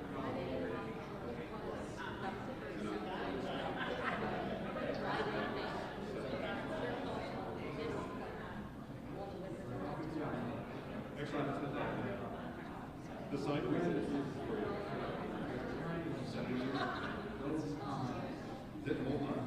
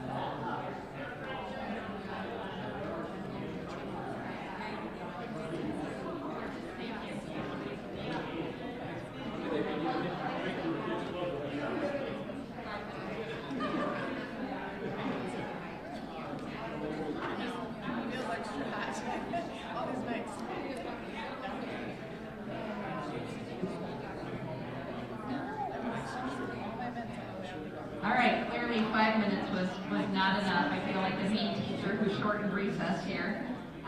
May I have a motion to reconvene? So moved. Second. All right, all those in favor say aye. All right, opposed say nay. Okay. I'm not sure who we're handing the floor back to at this point in time.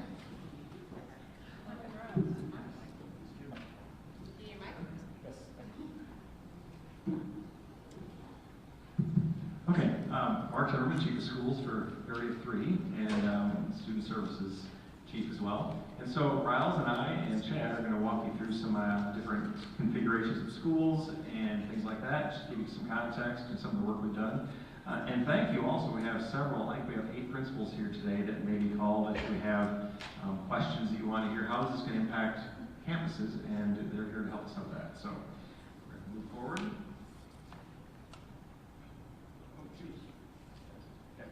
So, first of all, we were kind of tasked with what is a different model of delivering instruction that can be more efficient and more effective. And so, what is an intermediate model? And this is what it would look like. Pre-K through 4s that focus on early learning. Grades 5 and 6, there are fewer daily transitions, more homeroom-based learning. Grades 7 and 8, it's a 6 to 8 period day preparing students for high school structure. And then 9 through 12, we have our 9th grade academy and upper academies. We have checked and see how people support these ideas, and as you can see, our staff felt like the intermediate was the best option to explore further, as did the community and families. When we looked at other options, how do we combine just our middle schools together, or how do we combine just elementaries, but we felt like the combination was maybe the better option.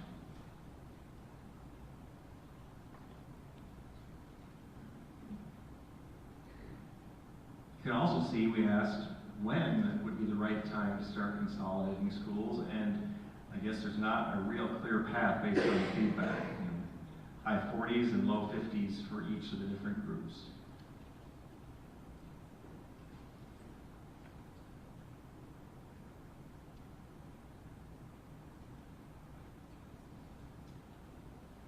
There should be one bullet added to this. So this is the process that we went through to gather feedback, generate ideas. Like, we know that we had enrollment decline. We know we had a budget shortfall, so what shall we do? And so top bullet to this is we actually got all of our ELSE leaders in the room back in late October, early November, and just said, here's where we're at. We have to do something. And so lots of ideas were generated in this very room. Poster paper, small teams of principals and other leaders just generating any idea they could think of. How could we cut costs, be more efficient, and whatnot. Then from that point, we took all of that data, collected it, and came back and said there were some themes based on those. And that is the bullet that's top now. So our executive leadership team got together and we looked at some different models. An elementary school consolidation, a middle school, an elementary and middle, and then an intermediate model. And different teams of professionals got together and talked about pros and cons and how would it work and things of that nature. And through that process, we determined that the intermediate model was the most viable and best option, and we actually had just the 2 models. It was elementary, middle school, and then this transition model, which is pre-K 4, 5, 6, 7, 8, and then 9, 12. And it was kind of overwhelming by the leaders. The transition model was best and most viable option. So we've continued to explore that further. There is a timeline here. It's a lot of small reading, and it's in your slides if you want to review this. I'm not going to read it to you clearly. But we've been working on this from November, and we're continuing to work through it with all the guidance you're going to provide us tonight and what we need to find out more about. And then finally, for this part that I'm presenting on, current reality is we have K through 5, 6 through 8, and 9 through 12 buildings. And the K through 5 includes pre-K at Truman, plus other some assorted elementary buildings. And we have 30 total buildings in that model currently. With the intermediate model, we're exploring pre-K through 4, pre-K offered at all sites, as well as full day. And then we have 12 buildings that represent what the new model would be. 5 to 6, we'd have 3 buildings. 7 through 8 would have 3 buildings. 9 through 12, there are 5 buildings. So 23 total buildings compared to 30 current total buildings. So So that's the difference in what the models might represent as far as actual our inventory of buildings in the district. So there's kind of a lot to digest. If you have any questions about that, Riles is going to take it from here and talk more a little bit about consolidations and other factors.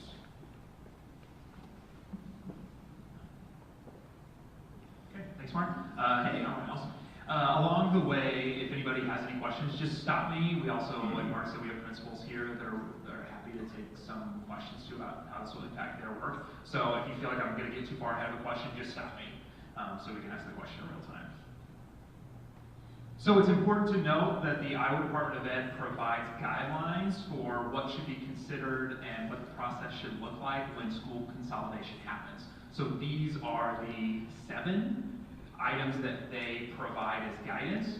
So if you kind of read through those, you can see where a lot of the things we're doing currently is following that guidance that is provided by the Department of Ed. So that has shaped this process and will continue to shape this process as we move forward when it comes to gathering feedback, having these discussions in open, having open meetings and votes.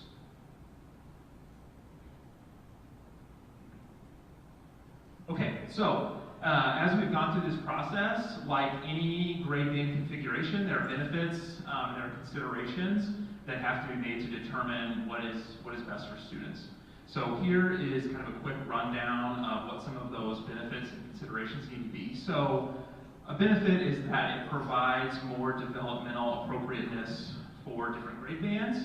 So for specifically our 5-6 buildings for our 6th graders, one thing that research calls out a lot is less exposure to what we might consider maybe more adult or upper teenager behavior that maybe happens like in 8th grade. We think about vaping, we think about things like that. There would just be less exposure for our 6th graders in this model. It also would allow us at the 5th and 6th, and frankly at the pre-K through 4 too, and the 7-8 to really focus in on our social emotional learning that we're doing with students and how we're targeting behavior, because we would just have a more narrow focus to be able to make sure that the whole building is driving towards the same language and goal with students. This would allow that. It also provides for more targeted instructional focus, so it would reduce our transitions, like Mark talked about, for our 5th and 6th, for our 6th graders in that 5-6 model, be a bit more age appropriate. It would also allow our 7-8 buildings to really start ramping up and getting students ready for high school. When we think about the leaders in a building, right, our principals, our assistant principals, our instructional coaches, our counselors, that's a kid coming in 6th grade versus when they're leaving in 8th grade is a huge leap. For what students need coming in 6th grade to when they're leaving in 8th grade. You're asking a counselor to do a wide range of counseling and getting students ready for what career maybe they want to venture into, and all those different things. It really is, we think about 11, 12, 13, 14-year-olds, that's a big transition that they're making during those years. That means staff at the middle school levels have a wide range of things they need to meet for students. This would help them narrow their focus in this model.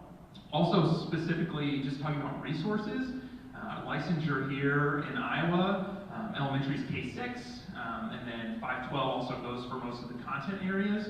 This would provide us more flexibility and efficiencies with how we staff. I think like science and math positions are very hard to find. It's very hard to find people who have science and math certifications that love middle school. And so this would allow a K-6 teacher, an elementary teacher certification, can teach that 6th grade position. So our 5-6 buildings, we would have more flexibility in how we staff those, because we could staff them with an elementary, or we could staff them with somebody with a certification in a content area, which just provides us more flexibility. It also provides staff more of an ability to really teach what they want to teach and not having to cross as many grade bands potentially. Also, even if we just think about equipment, right? Instead of sharing equipment across multiple buildings, we could target in more, think about science labs, things like that. That really ramps up 7th and 8th grade. That would only be across 3 buildings instead of 6. It would be trying to move equipment around and all those different things. So that is a benefit as well. The big thing that comes up when you look at the research is transitions. You're adding potentially another transition to the student and family experience. And really, when you look at potential drawbacks for this model, all of the research points towards that transition as being the potential downfall of this. A couple things that I think is important to note. With us moving pre-K into all of our elementaries. We actually, for many students, are reducing a transition there. Instead of going from Truman then to maybe their homeschool, or maybe they do a half day right now in their homeschool, and then they go to Champions in the afternoon, and then the next year they're going for a full day. That's a lot of transitions that potentially in this model we can eliminate those transitions for families from that pre-K to kindergarten. So we actually could be reducing a transition for some. The other thing that I'll talk about in another slide is that what it really points to is to mitigate the concerns of an additional transition is to provide really strong teaming and really strong support for students. So when we talk about our feeder pattern and potentially moving to a true feeder pattern, yes, staff would be changing, but we wouldn't potentially be mixing kids a lot, right? Right now, our students that go from elementary to middle and then middle to high, they mix a lot because our boundaries aren't consistent with our high school boundaries. So now we would be keeping cohorts of students together as they move, which would make all of that transition planning, as we talk about move-up days and things like that, so much easier to coordinate across the district. It's very difficult, frankly, to coordinate that right now in our system. We also have to consider the phased implementation. We have elementaries right now that are being constructed or renovated that aren't going to be able to open in the fall. It'll be another year. So if we consider that when we talk about timelines and how we move this process forward, if we go that way, that's something to consider. We will need to address, just like in any model, just seeing if there are any alterations or modifications that need to be made to our buildings to make sure that they're feeding the grade bands, meeting the grade band needs that are there, and then that boundary thing that I talked about. Any questions about that? That's all I have. What about transportation? Yeah, so that's one of those things that we're continuing to look at. I know Chad was mentioning today, he's working with Scott Wing, our transportation manager, on looking at different scenarios. That will be difficult to really understand until we are able to identify what specific buildings we would have serving students, right? Because each one is going to mean those boundary lines for transportation will be different. One initial benefit to transportation would be right now with Truman as our pre-K building, we're going around the entire district and picking kids up and bringing them to that building. With pre-K being inside of a building with kindergartners through fourth grade, we would be able to run that same route that would pick up kindergartners and fourth graders and bring those pre-K kids there too. So there are some initial benefits as well. Thanks, Chad. How does this impact the principals, current principals or staff at those schools when you move to this model? What does that impact look like? Principals, janitorial, other work groups? Yeah, I think that's one of those things. A few of you, can you raise your hands that were working on that with us the week before break? So we had a few principals and assistant principals that came and helped us look through how we might best staff those buildings. So over break, a team of people worked through costing all those things and basically creating like different phases of what that would be. And I want to make clear that what we did is we said, don't think about budgetary, just think about how you would best staff this building. Right, of effectiveness, and then we'll go back and look and see what that looks like. So that work is still ongoing. I would say when you are consolidating, combining buildings, there are cost savings there just naturally, and some positions will not necessarily need to be duplicated, but we also know that if we're bringing more students together, we need to provide more support. I'm going to talk a little bit more about that too. But yeah, that's something we're working through. Yep. We also met with other area districts that have this model and then talked through it with them as well. And one of the things they did say is that teacher well-being was actually increased because teachers were prepping for less at the 5-6 building, and so that there's actually a waiting list of teachers that want to teach at the 5-6 building in some of these districts. Are you at a place where you can speak to like enrollment targets at each of these 4 levels, and then also number of sections per grade? Again, I think that is the conversation we're going to talk about in a little bit, is that we have to make determinations on boundary lines and things like that, and then identifying what buildings within those boundaries have different capacity levels. So it's not real tight. I would say we're targeting around 450 to 500, I would say, for an elementary, for pre-K through 4. It's anywhere from just really rough, it's anywhere between 500 and 700 for that 5-6, and then again for that 7-8 is kind of what it's looking like, but very rough right now. You mentioned something about looking or having conversations locally. Have we explored, so those models seem not as comparable. We have a lot of buildings across a wide swath of the district, and so different than everything being on one campus when it comes to transportation or, just very different populations that we're dealing with so maybe not like completely a like model, but have we done any site visits of other like models, or do we plan to, any that are more our demographics or more consistent with our needs? We have not. I know through some of our conversations with the neighboring district, they went to a district, I'm going to say in Wisconsin, I think it was around Milwaukee, but I can't remember exactly. So I do think that if this is the direction we end up going, we will fold some of that in as we build that. I don't know, as a system, we don't have necessarily experiences outside of this, but as individuals, I think we do. The other thing I would speak to that as well is that once we have kind of the direction of where we would like to go, we will have a better understanding of kind of what are the parameters that we want to model this after, and we'll talk a little bit more about that after a couple slides. And also looking at, if we do a true feeder pattern and looking at our 3 high schools, you kind of can start to look at those as 3 separate districts within our larger district, and so we can kind of start to see how that would emulate some of our other districts around us. Special? Oh, no, go ahead. I was going to say, in terms of capacity, when we talk about capacity of the school, or we talk about numbers and size of what the elementaries, middle schools, high school, 5, 6, 7, 8, all the different buildings will be.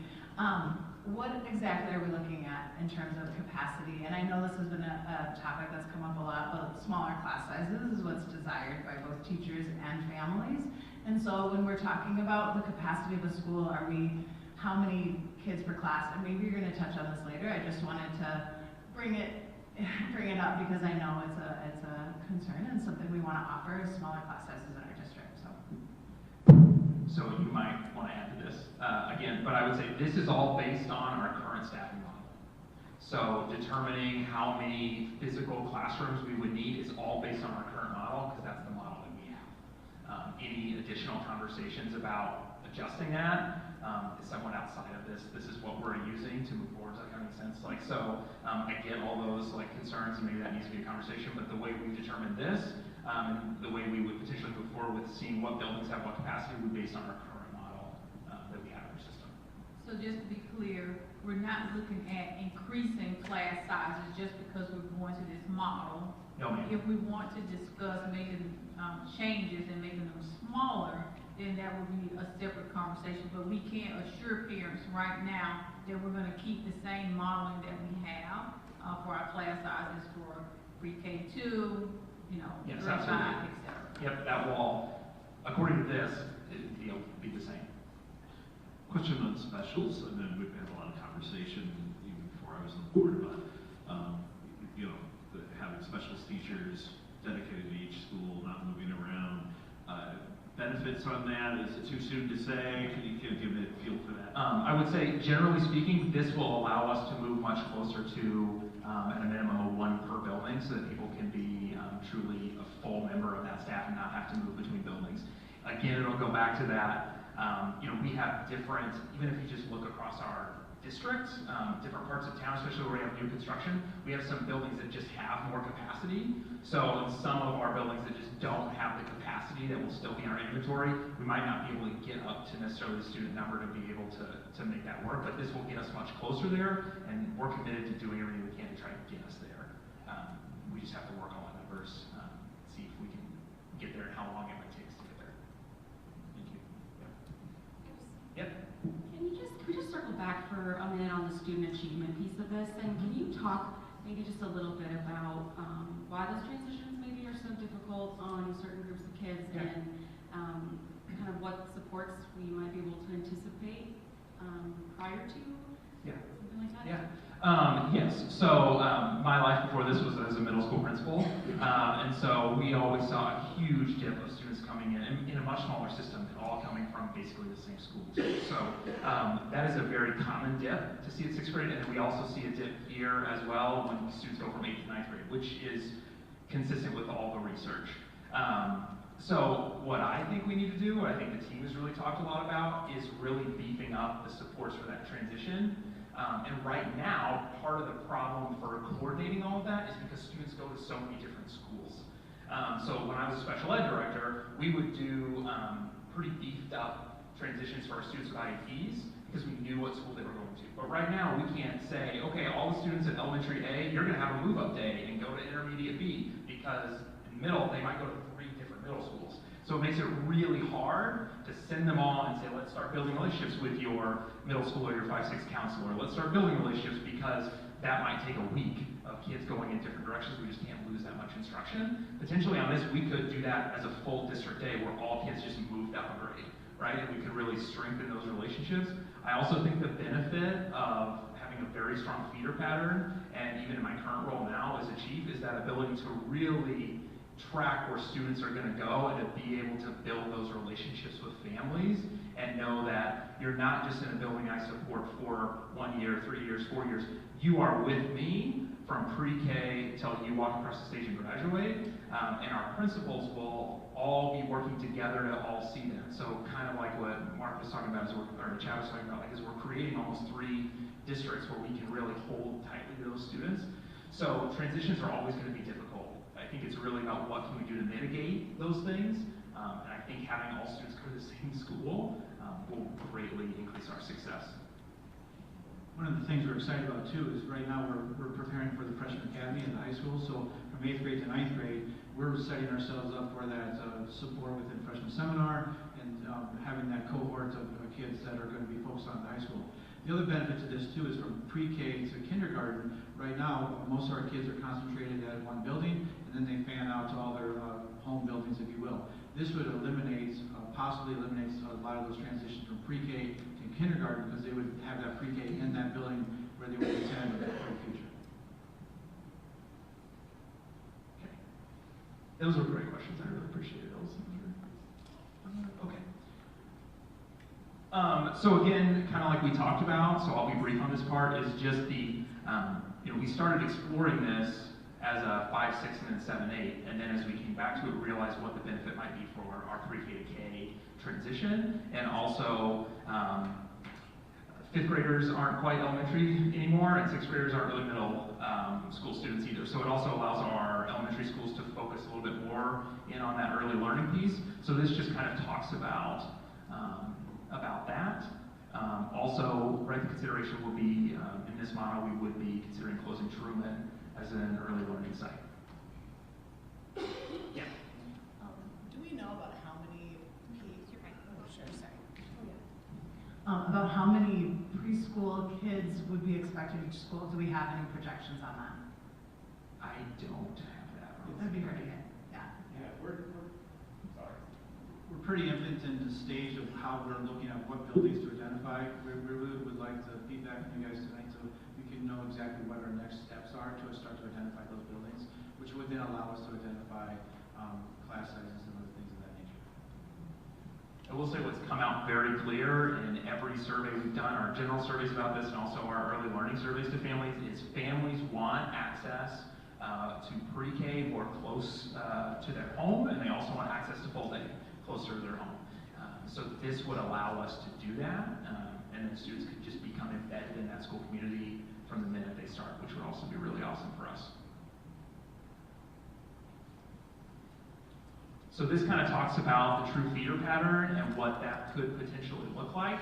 So you can kind of see area 1, 2, and 3 each would have 4 elementary schools, then a 5, 6, 7, 8, and a high school. We would also continue to have the additional offerings that we have across our system. So we kind of already talked about the benefits of that, but this kind of shows what that would potentially look like in our system. So we have 6 middle schools right now, so we would go 3 and 3, essentially. Yeah. Additionally, what this does, especially for our elementaries and to our middles to a certain extent, is it gets numbers more close. Right now we have a huge disparity in the size of our elementaries. This would get those elementaries in a little bit closer to size, and we just think about how we staff buildings, how we support buildings, the coaching, administrative staff, and instructional coaches get. This would help us to narrow our focus a little bit, because supporting work in an elementary building with 250 kids is a lot different than a school with 550 kids. So that would really benefit our students and our staff. I need to jump in ahead here and even say this is something we need to talk about later, but I'm just thinking through, let's do the area 2 there that ends up at Jefferson. Those buildings, I'm I'm gonna guess, a lot, if you draw the circle, a lot of those are buildings that now are holding, 50%, 30%, 50% more students than some of the older facilities. So how does that work, if you're gonna try to even out numbers between the three areas? I think you're gonna ask you to pause on that question. Yeah, you bet. And that's fine. That's fine. Chad's gonna crush it on that part. I don't want that.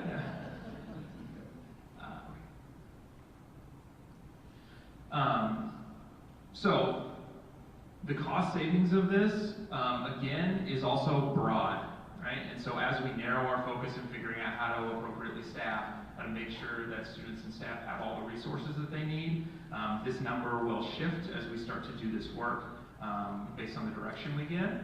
So a conservative estimate that we use, and Chad can talk about that too, is we use, the savings is about $1 million with the consolidation of an elementary. It's about 1.5 with the consolidation of a middle.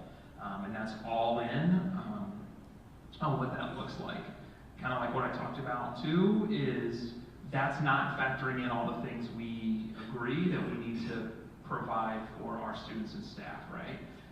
So we've been talking a lot this year about our larger elementaries currently in our system and how they get a lot of allocations the same as our small elementaries. We know we need to make an adjustment there, so that would come out of the savings we're going to get. We would have less savings based on how we staff some of those buildings to make sure that they have everything that they need. It's a math question. So 1.5 million for middle school buildings, but we just said, we'd essentially need the 6 middle school buildings that we have. So is there actually no cost on, or am I not understanding the cost savings there for middle school buildings? This is just kind of depending on what buildings would be in our inventory, right? Okay. That's again why it's a bit of a range, because we don't know how that would shake out, of what buildings would be consolidating and serving what grade band of students. That would get us closer to that number as we figure that out.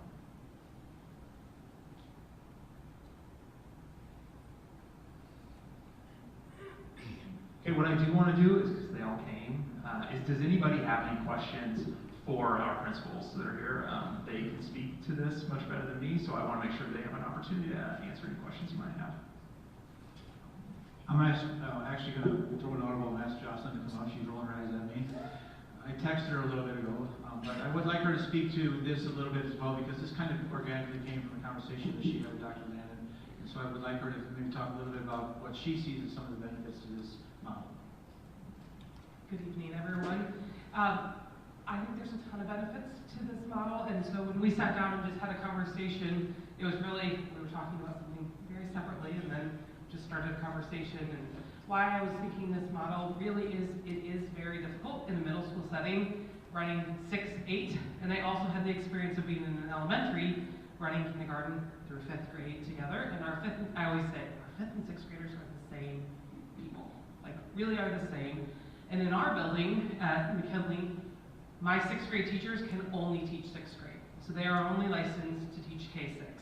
And so if I ever want to do any shifts, or if staffing needs to adjust based on a certain grade level is higher, I can't move any of my 6th grade teachers because they can only teach there. My 7th and 8th grade teachers are all certified 512, and so then they have to stay up there, but I can't move them around. So that's one thing which they talked about here is the certifications. That gets very difficult depending on where they want to go with that piece of things. And that is a benefit because they do now only have to plan for one prep when you become a 6th grade, which is kind of the enticing part from coming from elementary up to 6th grade, is now you're only planning for ELA or science or math with that piece of things. We say every single year our 6th graders struggle the most in our building, and every year we try to come up with a plan. Like I saw the nightmares of us trying to come up with a schedule that we could run 6th grade one way and 7th and 8th grade another way. Very hard. We tried, it bombed, to try to run bells differently for them. It doesn't work very well. They have different needs. 6th grade, music requirements, law requirements are very, very different than what 7th and 8th graders need. An example we're experiencing right now is that 6th graders cannot take iReady diagnostic until June 5th by the state. 7th and 8th graders can take it before then. So I have for 8 days running 2 different schedules in my building based on diagnostic testing because of what the state law has put in place for us. So there's just different requirements. Sixth graders, we have to progress monitor. They have to follow all the laws around reading intervention, math interventions, and plans. Seventh and eighth grade don't. We're trying to offer a ton of choice for kids in our building, but sixth grade have to follow the law of sixth grade still. My seventh and eighth graders are trying to provide a choice. So I'm running 2 schools within one building, but also my seventh and eighth graders are kind of getting held back by my sixth graders because they have to follow the bell schedule of sixth grade in a building. This year we tried, because we say our sixth graders struggle every year, to implement a quarter-long how to do sixth grade class with social skills and all of those pieces for them to see if it would make an impact for them. And I had one teacher who taught that kind of as an exploratory class to really help see if it makes an impact throughout the whole year. But we've tried to think of another strategy to try to help our sixth graders, but it's a big jump. When you're coming from 3 different elementaries who run fifth grade very differently, some might departmentalize, some are still in one classrooms. That's very different for them. And then they come up and you're like, you have 3 minutes of passing time. Best luck. Where they might have just come from elementary school that some were still walking in line orders. Some still have freedoms and what those look like. So those are kind of some of the different, why this conversation came up with like 5th and 6th graders are a lot alike. And I think the preschool into the elementaries is a huge benefit. I think about my own child who, from the day he's ever walked into school, he knew who his school was. From day one, he was seeing the kindergarten teachers because they were all there, even though he's in preschool. He still got to see his preschool teacher while he was in kindergarten. And so that piece of things he knew from day one. And at me as a parent, I was connected to the building from day one. That's where I found, and so you're connected there. Principal Hannah, I have a question, and maybe Chad can answer it, but I think you can too. So 5th and 6th in an intermediate model is kind of like introducing them to the concept of middle school before they get there then? Yep. So it's not like 5th grade the same as it was in elementary school and 6th grade, sort of how it is in middle school mixed together? How's that? Yeah, so like when I was at Erskine as principal, like our 4th and 5th were trying to dabble a little bit in where they were in a sense departmentalizing, so they were rotating on a smaller scale. But that's also hard to do that in an elementary because you're running a different schedule for your youngers and what they need in that piece of things. But you could, let's say 5th graders come in and maybe they have homeroom and then they have a teacher who does ELA and social studies and then science and math, so now they're only rotating 3 times around and then to whatever specials looks like. So you have less transitions, and then maybe in 6th grade you give them 1 more. And then now 7th and 8th grade when they're coming up, they've now practiced, but in a little more controlled setting, because maybe they go as a cohort together as they're transitioning around in that model. I have a question, Jocelyn. Yep. So I think some people might be thinking that 6th graders are going to miss out on opportunities. But if we're creating this, right, we can bring the opportunities to the 6 buildings, right? And we can actually give those opportunities that maybe 5th graders are missing out on. Sorry, I'm feeding you words, but I'm asking, is that a possibility? Yes. We're creating this. Yes, we are creating this. I think you can give them more opportunities, and kids they're ready for that on a smaller scale. When we think about what our 6th graders are getting, and just more personalized for them. I even think about 6th graders can't do sports yet, but you can, buildings get enrichment funds. Now you can really target and get sports for 5th and 6th graders, but sometimes at the middle school level, a lot of our enrichment money is paying for 7th and 8th graders to do sports. Now we can really target our 5th and 6th graders to get them intramurals and different music experiences in that piece of things. I would also say that right now, our 5th graders are not exposed to an individualized instrument or choosing to do show choir. Those are things you could start to bring down to the 5th and 6th grade buildings and start to expose them to individualized lessons with instruments, and so that would start to rebuild up our programs with our music departments. As for more of a feelings-based question, I guess, for Jocelyn or whoever.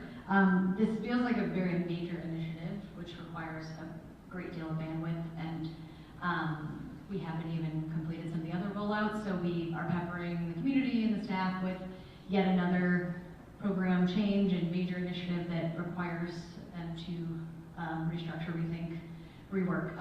And so not dismissing the fact that this might be a good model, but just want to get a sense of, you know, this time, when I'm looking at the timeline, I'm like, oh my gosh, this is quick. We, feels like there's a lot to be done. And I just want to make sure that we're being thoughtful about this and that these environments are developmentally designed for students so that we're not, if it's not an effective model in the end, then it was all for naught, right? So I'm really grappling with the timeline and just the amount of things that we're throwing at people. So I'm glad you said that, because number one, this would be a phased situation. We know that there are buildings that are being built right now that would house our elementaries that will be done in 27. So some of those buildings and those transitions would happen in 27. We would have to look at what buildings we would consolidate, but there's a potential that we could maybe start in one area and maybe do some transitions this next fall, but not the entire district. So we would have to continue to look at that, but we would definitely want to make sure that we're looking at how we're phasing this in across a period of time. I just want to reiterate that no decisions have been made. These are all ideas that have organically came up through our system. And maybe, Chad, if we can let maybe a principal speak to what they need, how they feel about some of this, because again, staff members have generated a lot of these ideas. And maybe I should clarify, I understand it hasn't been made, but if this goes forward, it feels like we need ample time to better understand all the components of this. For those of you that haven't met yet, I'm Jess Johnson. I'm the principal at Harding Middle School. I think one piece of this that I've appreciated through all of the conversations we've had is really identifying and being able to work with the executive cabinet on exactly the things that need to be talked about. It's not just combining schools. It's not just talking about teachers, but it's talking about all of our work groups. So it's talking about our admin, it's talking about our counselors, it's talking about all those different supports that we have, along with curriculum. Like Jocelyn said, I see a great benefit in grouping 5, 6, and 7, 8, because there's a huge difference. I run the nightmare of having 2 different level schedules in one building between my 6th grade and my 7th and 8th grade. So there are a lot of benefits, but yes, there are a lot of pieces that would need to take place in that, and it's going to be a lot of conversations. And I think in the work time that our principals have had together, that we've really surfaced a lot of those things. And I will say personally, I think all of those would need to be addressed if we were to go forward with this idea.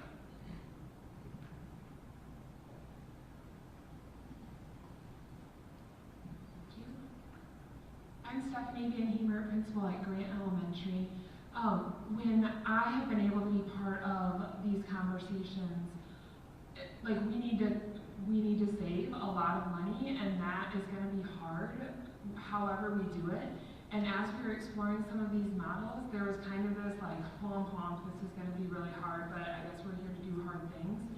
And then when we started to explore the intermediate model, there was an excitement in the room that you could feel. Like you could sense the buzz that was happening of like, okay, it is a new and different thing, but also this could take something that is hard and give us an opportunity to try some new things that we can be excited about. I have been sad to see some of the community feedback and perception around some of the decisions that are having to be made on this part of the room right here. And that was part of us saying as building principals, we want to help speak to this because we believe in it and we believe in the work that Cedar Rapids schools are doing for our community. And we know that our families trust the building leadership. They see us every day at pickup and they get to be part of like seeing us doing the lunch duty and the recess duty and all of that jazz. And they don't get to see the hard work that is happening in this building or here at these meetings. So we really wanted to be part of saying we believe in this and we support this. And whatever hard decisions have to be made, we're here for it. But this is an opportunity that we felt would give us a lot of ways to dream about some new things. I think one thing we had also talked about a lot is athletics, and I don't know how much that was brought up, but when you think about middle school athletics, right now we have all of our 7th grade athletes spread across 6 different athletic teams, whereas combining for those 3 different athletic teams would just create some more competitive middle school sports. And so that would be another opportunity that this intermediate model would bring. kindergarten is kind of a whole different world right now, and it's so wild to me. But when I was talking with my colleague who is currently at Maple Grove and they have AK, and like we've had grant students go to AK at Maple Grove, and Grant's an awesome place to be, but once they step foot in Maple Grove, they want to stay there. And I think that happens for a lot of our preschool families. So again, like I love what we were saying about the transitions. Yes, this is adding a transition in those weird adolescent years, but those 5-year-olds, man, they have some really unique needs that if I could get to know my kids as 4-year-olds before I start to ask them to do a lot of hard academic tasks, I think that would help a lot for that beginning of the school year part 2. I just want to say thank you because these perspectives are hugely helpful. I've also hoped that throughout this process of hard decision making that there are some opportunities that arise. And I think it's just balancing that with making sure we're not like innovating just to innovate, right? We're doing that intentionally because I think we've continually struggled with this issue where we don't have a baseline because there's a lot of new initiatives or things going on, and I really would like to establish that. And so I appreciate you addressing those concerns.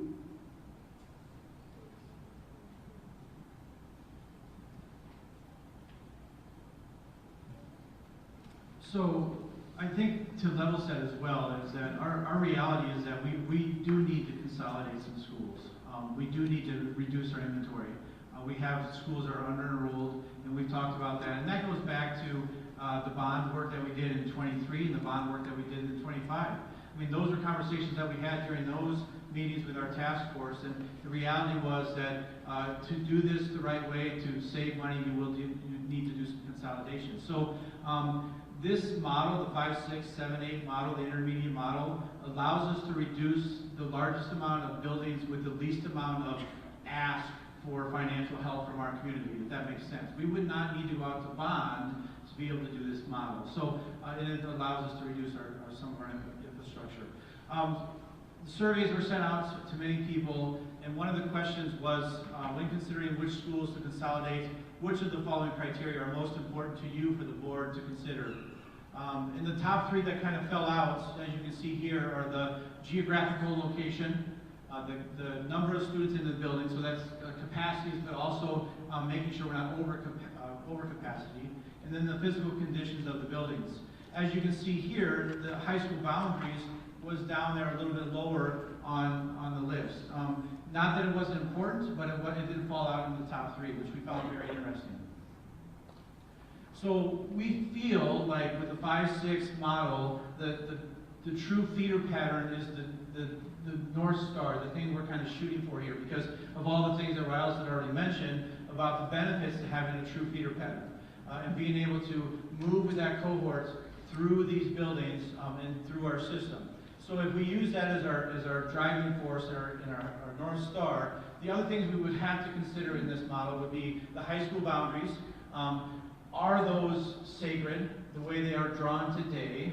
Are those the things that we want to also take into consideration? Or is equalizing enrollment across our 3 high schools and across our districts a more important thing? I don't think you can do both.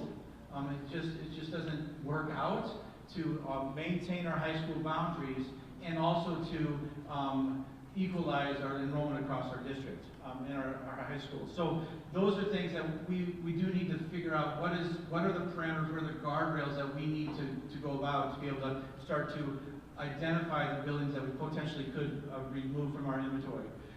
What are the criteria for selecting the buildings? These are the things that we would take into consideration when we're going to select buildings. Number 1, geographical implications. You can't take elementary A and cross over B and C to go to and combine them with elementary D. So you've got to kind of consider where, if we identify this building as one that may need to be removed from our inventory, where could those kiddos go to reduce bus routes and proximity to other buildings. So geographical implications, the conditions of our buildings. We know we have some buildings that are brand new, some that are actually being built today, and we have some that are a lot older. So that's something we have to take into consideration as well. Building capacities, that's very important. A lot of our newer buildings right now are in Area 2, and so we know that those buildings can hold more students than some of our older buildings. that aren't able to take in as many students, so we have to take that into consideration as well. And then the operational savings. What ultimately does this allow us to do for operational savings? So using those 4 criteria, we can start to look and identify different buildings across our district that potentially could be removed from inventory, while also making sure we look at our North Star, a true feeder pattern, and then those are the 2 criteria. So now, Scott, do you want to ask your question, or do you remember your question? Because I don't, but I think it's relevant to this. I'm not sure I remember it either. I mean, part of it is, I know we're not talking about new buildings, just to be very clear here, we're not talking about new buildings. Does an intermediate school look more like a elementary school or more like a middle school? So a 5-6 building, and I would let some of our experts speak to that too, but a 5-6 building to me could be in a Maple Grove, and it could be in a Taft. It could be in a Roosevelt, or it could be in a Pierce. And I'm just randomly picking some buildings, because I think the instruction and the programming that you offer within those buildings is really about how you structure that within that building. And so it's not necessarily the physical building that we determine a 5-6 building, but we would be intentional in looking at which buildings would be the best for a 5-6 building. The other interesting thing about this is if you look at our high school boundaries as they are today, there is not one middle school in Area 3. Harding is in Area 2 or 1, and Taft is in Area 2. So if you just look at our high school boundaries as they sit today, there's technically not a middle school in Area 3. So then again, you start to think about, okay, well, what buildings would operate as a 5-6 building? No, it was just, I don't know if this was part of the question, but what does 5th and 6th look like? I think what I'm hearing is that for a 5th grader, it's going to look less like an elementary school and what's designed for those younger grades. And for a 6th grader, it's going to look less like a middle school. It's really designed for preparing you for high school. So it feels like an opportunity to get the best of both worlds for that age group. And that's something I think I'm excited about. And to think about it this way too, we looked at what if we just combined elementaries? We didn't touch our middle schools or anything like that. That was a struggle. It's a struggle because of our geographical situation and all the parameters that we had to try to live by. What if we just combine middle schools? Well, we talked about that at the task force and when we went out for the bond vote. And that was a struggle just to say, well, how can we combine middle schools? Because again, if you look at the geographical distribution of our middle schools, they're not equally distributed across all of our areas. And then we looked at what about an elementary and a middle school combination, and we kept coming back to this idea of if we're going to be able to consolidate the most buildings with the least amount of ask from our community financially, this model gives us that. And then we started to get momentum around the positive things around the 5-6 model. And so that was where we kind of started to keep coming back to. Where does the socioeconomic makeup of our community is very different in different parts of our community? How does that work into the criteria for selecting buildings? If we were able to rethink our high school boundaries, which that's a big ask, right? I mean that's going to be if I live in Kennedy and all of a sudden I'm going to one of the other high schools, that's going to be harder on our families, I think. But if we were able to rethink our high school boundaries, I think we could solve some of that socioeconomic conundrum that is there. Our city's laid out in a certain way, and our areas for our high schools are laid out in those for the way our cities are. Our city is. However, we have the opportunity to also take a look at how we draw those elementary boundaries within the areas, whether it's the high school boundaries are thing we need to consider, or if it's the equalizing enrollment. Boundaries will change. So, I mean, I think that's, whether it's two elementaries coming together, those boundaries will change. And we will need to take a look at boundaries. But we can also take a look at it from the different perspective, whether it's maintain the high school boundaries and then just redraw elementaries within that, but there are going to need to be some boundary changes. So to be able to make this work. Check. The board wants us to take a look at some criteria to add. Go ahead. Sorry, you could probably finish that sentence. That's the kind of feedback that we can add socioeconomic to the criteria list, and we can work on models that include that in it as you look at the next step. Yeah.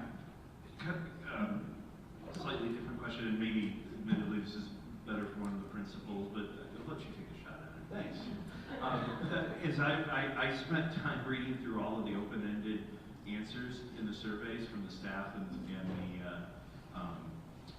community coalition. And if you synthesize those, number one, far and above behavior came up. Can we talk about what benefits, as we are told by our community that we need to work on behavior, and that's one of the ways we're going to keep kids in our district and bring kids back to our district. How does this help that? I would welcome any of the administrators to come up to speak to that as well. I'll pass the mic off because I want to make sure we hear from them, but I would also say it kind of goes back to that same couple things we already talked about, right? So we know in our system, when we look at the know a student, being able to provide more collaboration time between our pre-K and our kindergarten teachers, that in itself is going to improve behavior across the entire system, just the first couple of years of students in our system. So I just wanted to point that out.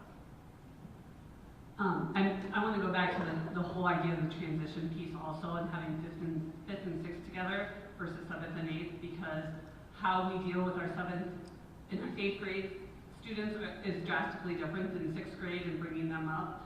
I think another piece of this is, though, unfortunately, we've had to do some FTE reductions, and a lot of that hit in middle school.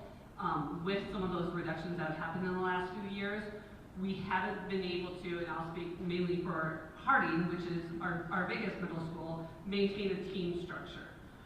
So I have the majority of my teachers are teaching multiple grades. So where previously I would have a 6th grade team, and they could all sit and talk about what do our 6th graders need, and then my 7th grade team could meet.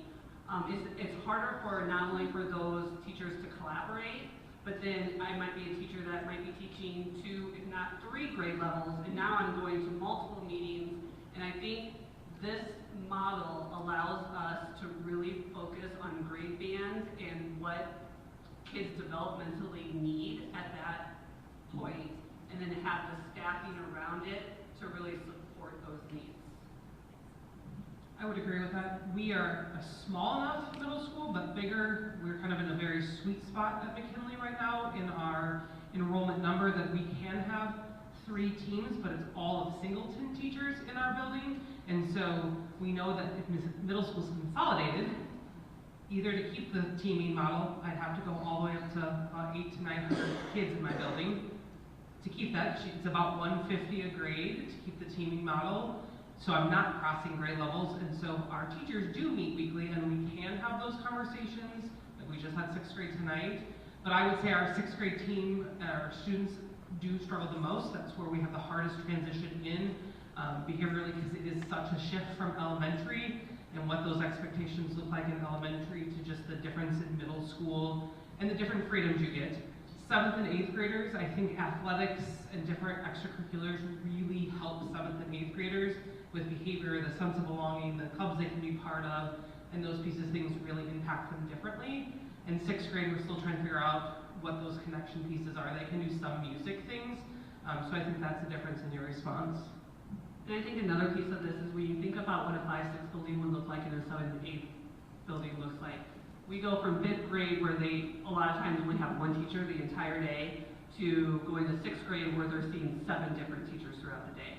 That's a huge transition, where if we did 5-6, and the way the staffing works and the way licensure works, it could be a more gradual, where instead of having 1 teacher, maybe you have a combination of 3 teachers. So now we're going to slowly get you ready so that when you go to the 7-8 building, now you're going to 7 teachers.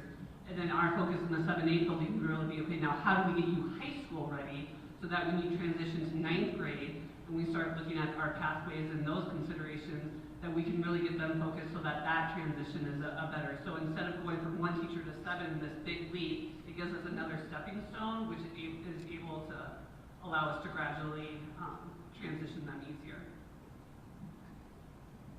I would add from the elementary perspective, we are right next door to CRA, and so we're 2 relatively small elementary schools with a pretty diverse demographic and some pretty high referral rates in addition to some intensive special education programming.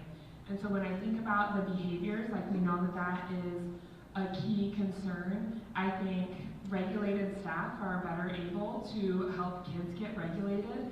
And my very first year, I had to go into a new teacher meeting and tell one of my new teachers that she was going to get moved to another building because our enrollment dropped a little bit over the summer. And that doesn't create a sense of, I can get invested in this community and be regulated to show up to teach.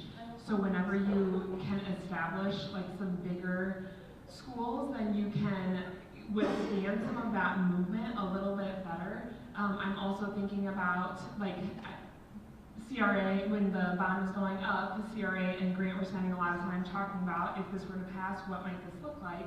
And even talking with CRA about what their class sizes are and comparing it to our class sizes. When you only have like if you have 35 kids in one grade, you have to have 2 sections.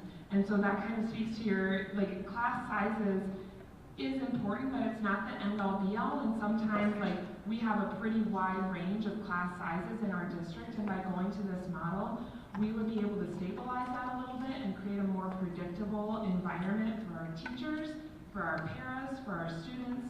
We would have a lot, I would anticipate we would have a lot less movement across buildings by moving towards this model. Another factor is advanced classes in middle school. That kind of drives the master schedule with 8th graders and what that looks like. And so their schedule gets very stuck in one way, so then it puts all your other students grouped in classes throughout the day, and this would be able to provide your bigger buildings more options to separate so that we're not, in a sense, if you have to take algebra, you have to take earth science, it kind of dictates what your day looks like. So that also helps with that piece of things. Sorry. Additionally, I think it's really important that we revisit the staffing model. When we were having conversations about what would it take before winter break, if the exact same staffing model were to happen and we have, let's say, CRA and Grant combining based on the bond proposal, like, that would be really hard. And so we just would have to revisit that and see what options exist based on a lot of factors, including the demographic of students we're bringing together and the needs of the students that we're serving. So, go ahead. Well, I was thinking about timelines, and I've heard from a few building administrators that it's important to get this decided quickly so that people know what their jobs are going to be. Talk about that because, you know, like Director Beyer said, this is a lot of change kind of all at once. Balance for me a little bit the need to make decisions so people know what to expect with the need. I mean, this is not an easy task. I don't even know how you take all of our buildings and figure out what a feeder pattern looks like. My brain spins when I try to think of that. So balance for me a little bit this timeline with making the best decision for our students. So I may just not like myself, but I really like the challenge, so that's good. But I would say that you're right. We do need to make some decisions, and I'm going to throw it back to you guys a little bit with that question because we need to know kind of what our parameters, our guardrails are. We need to understand what our charge is when we start to look at what buildings would we consider to consolidate. Because if the high school boundaries are the most important thing, that's going to force us down a different path than if balancing out enrollments. However, President Newman, I would say that, again, with the timeline, we can take a look at this as a holistic change, but we can do it in pieces. And we can do it in a way that we're going to be able to do it over a long period of time, years to 2-3 years, but we're not going to change the system overnight by next fall. That's just unrealistic. I have another question, sorry, back to the considerations. Just, you know, West Willow, Maple Grove, Trailside, those are fairly new, but I bet we could still get some data from staff and families if they were happy about the 2 schools down to 1, or if something like this kind of model would be maybe like you take 1 school and divvy it out to 3 or 4 versus doubling in size. I just want to know if staff and families have if we have a pulse on what kind of size of schools we want at each level. So we do have a little bit of a pulse on, because we sent a survey out that directly asked the question, which one of these models would you support? So we do have some of that. Now, we didn't get directly into like the size of schools, I don't think, as much, but there again, some of these parameters are going to dictate what the size of schools are, because building capacities, we can't put more students in a building than it can hold. So if we start to look at, well, we're going to live by the high school boundaries, and now we have area 1, 2, and 3, so we have those elementaries that are in that area, and so it goes on and on. So some of these are going to dictate how big our buildings are, and then it goes back to what they're saying.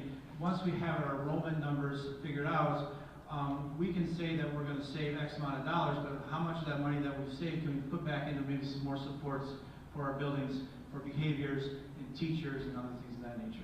And I just want to clarify, on the survey, it did note the approximate size, so people have some awareness of the size, you can go back over that. But to your point, I do think for the criteria, the parents, they did state that the size of the building was one of their top priorities, right? So they've already noted that, and we need to keep that in mind as we move forward. And I want to just, since I have Mike, this is my last little thing here, in terms of like balancing the timeline, and I do want to just really thank our administrators for all of their inputs and guidance, and I think what Stephanie was alluding to, and as I've gone out around the talk with Tawana, there are things that our teachers, our administrators, they want from us, and we need to figure out a way to be able to afford it and to be able to provide it. And that is the reason why when we bring the budget reductions, we are asking for, definitely above the deficit amount so that we can give money back. So just like what they're saying, we need to be able to staff the buildings accordingly. We know extracurriculars, like that's important.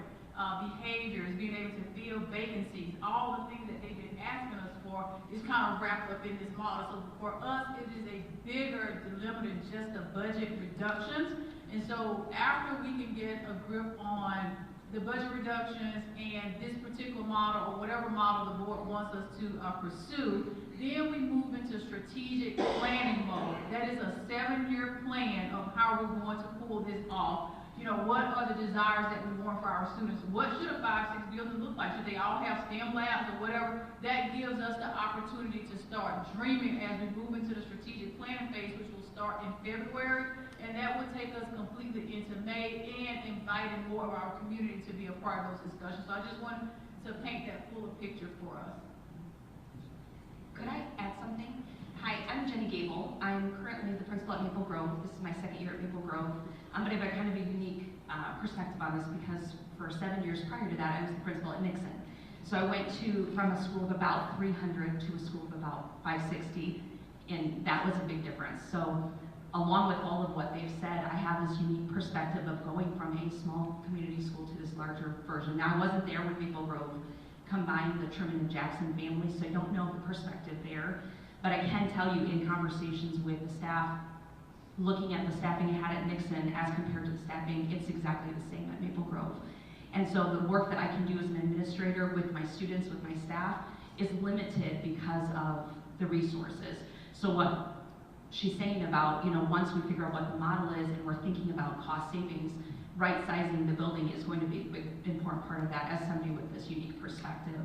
I think everybody is working really hard to provide amazing learning experiences and opportunities for students, but it is very difficult to be in a larger setting with the exact same quantity of staff as a smaller setting to do the same work. So as you're considering this, knowing that we have to make budgetary cost cuts somewhere, this is a very large opportunity to do that financially, and thinking about, okay, if we do cut this much money by consolidating, and we maybe have to recoup some of that back on to the bigger elementary schools or the intermediate schools, that is something I think that is, in talking with the staffing, at least at Maple Grove, that's something that we would say is a priority and important part of that work.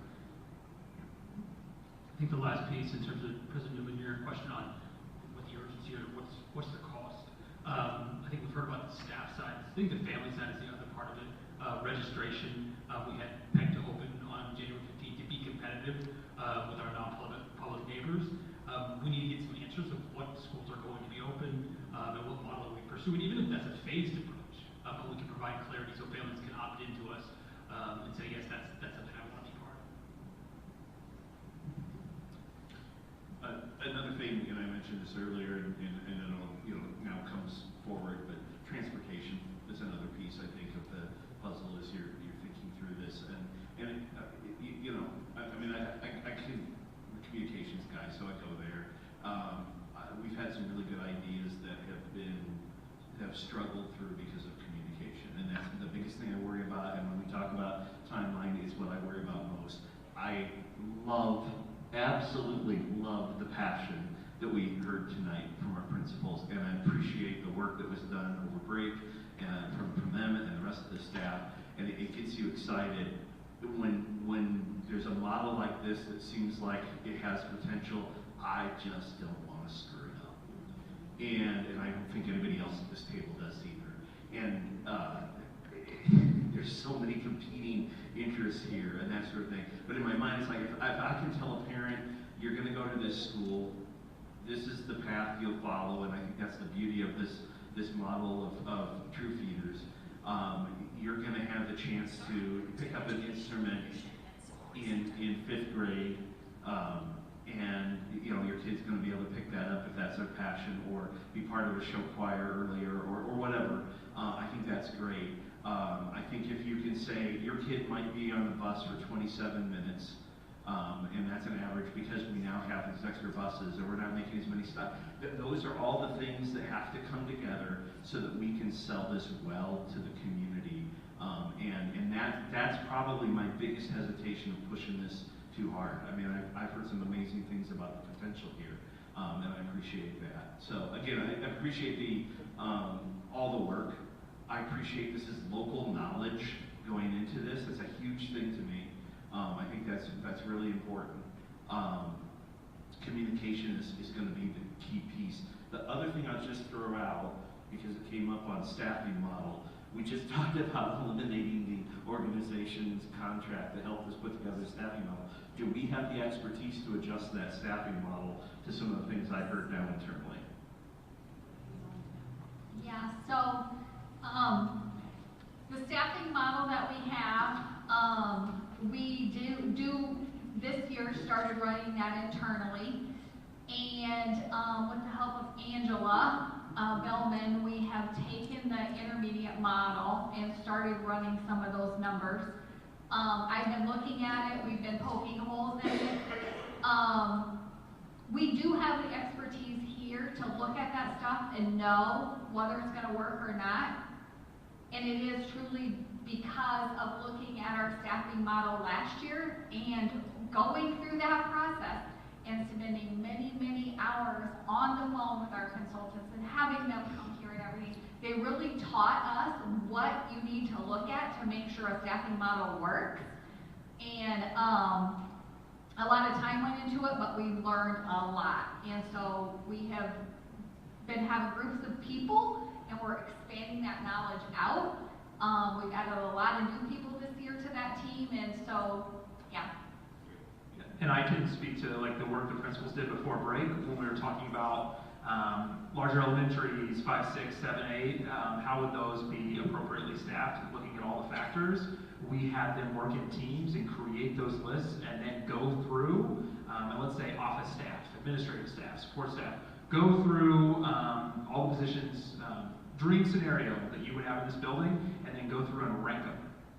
And then we've been able to go back with Angela and say, okay, push this one in, pull this one out, do these different things, running that model that was created. So we're doing that all the time, and that's kind of that number where this is the top one we're going to fluctuate. It's all because we're just running this model, now that we own it, based on all those different scenarios, which has been awesome to just be able to put this in and pull this out and kind of see how that fluctuates everything. It's been really great. And I appreciate it. I just want to make sure we weren't like eliminating something that was a key piece to success on this. Is working at it if it worked. Thank you. I have a comment and a question, I think. I think what I'm hearing is we're tending to like this intermediate model based especially on what our principals have said to us and the possibilities that this opens up for our students. I think my question to the team is, at what point, what decision do you need from us, and when does it have to be made? And is it possible possible to have a better idea for us as to what a phased model looks like? Clearly, we're concerned about a short timeline and making sure communication is adequate for our community. So can we get some sort of preview of, here's what a phased model of this would look like? Do we first need to decide we want to change boundaries? Or are we going with equalizing enrollment? Is that a decision we need to make first before you can proceed? Can I take that one, or do you want to? So, in an ideal world, I would know your preference, no decisions made, but your preference on a high school boundary versus a equalizing the enrollment across our high schools. We can run both models and start to draw boundaries around those things, but it's easier if I know, or we know, our team knows what to focus on first, so that we can get that to you. And then once we have that ability to know what is our priority, then we can pretty quickly start to draw some boundaries. And then Adam, you have something else? So I think that what would be helpful maybe is to go back to those criteria and start to have a conversation around, as Chad said, when we start building the models, what he really does is looking at where kids live and what's going to be, which one of these should be prioritized. Should we go just with what the survey is prioritizing? Are there different feelings in the room where you put in the socioeconomic balance that we can model out as well? I think in terms of next steps, what we would need, I think there is wariness on our team around timelines.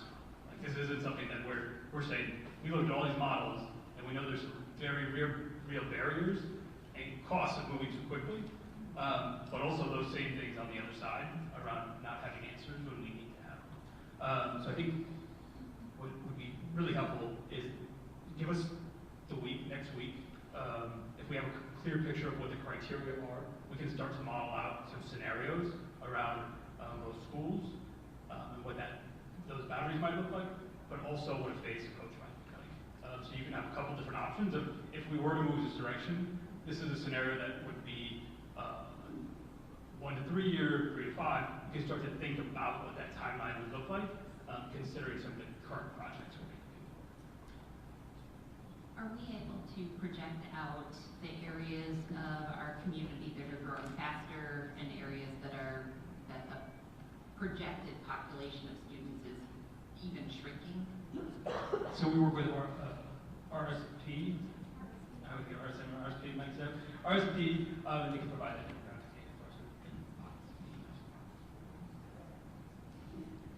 I think there's all these other looming questions that I have. I'm wondering when we might have the opportunity to also inquire, as we're talking about boundaries and shifting schools. I'm centered back on the community gets nervous when we say we're closing schools, right? Which schools are they? Being really honest around that, I want to make sure that when we know the information, or we have an indication, or we even start these conversations, like how are we balancing that level of communication so that people feel like they have a sense of if that is going to impact them. So just sort of more honesty around what that process looks like, because I've noted even like we have some schools that might be carrying really high insurance rates because of liabilities. We've got schools that are flooding.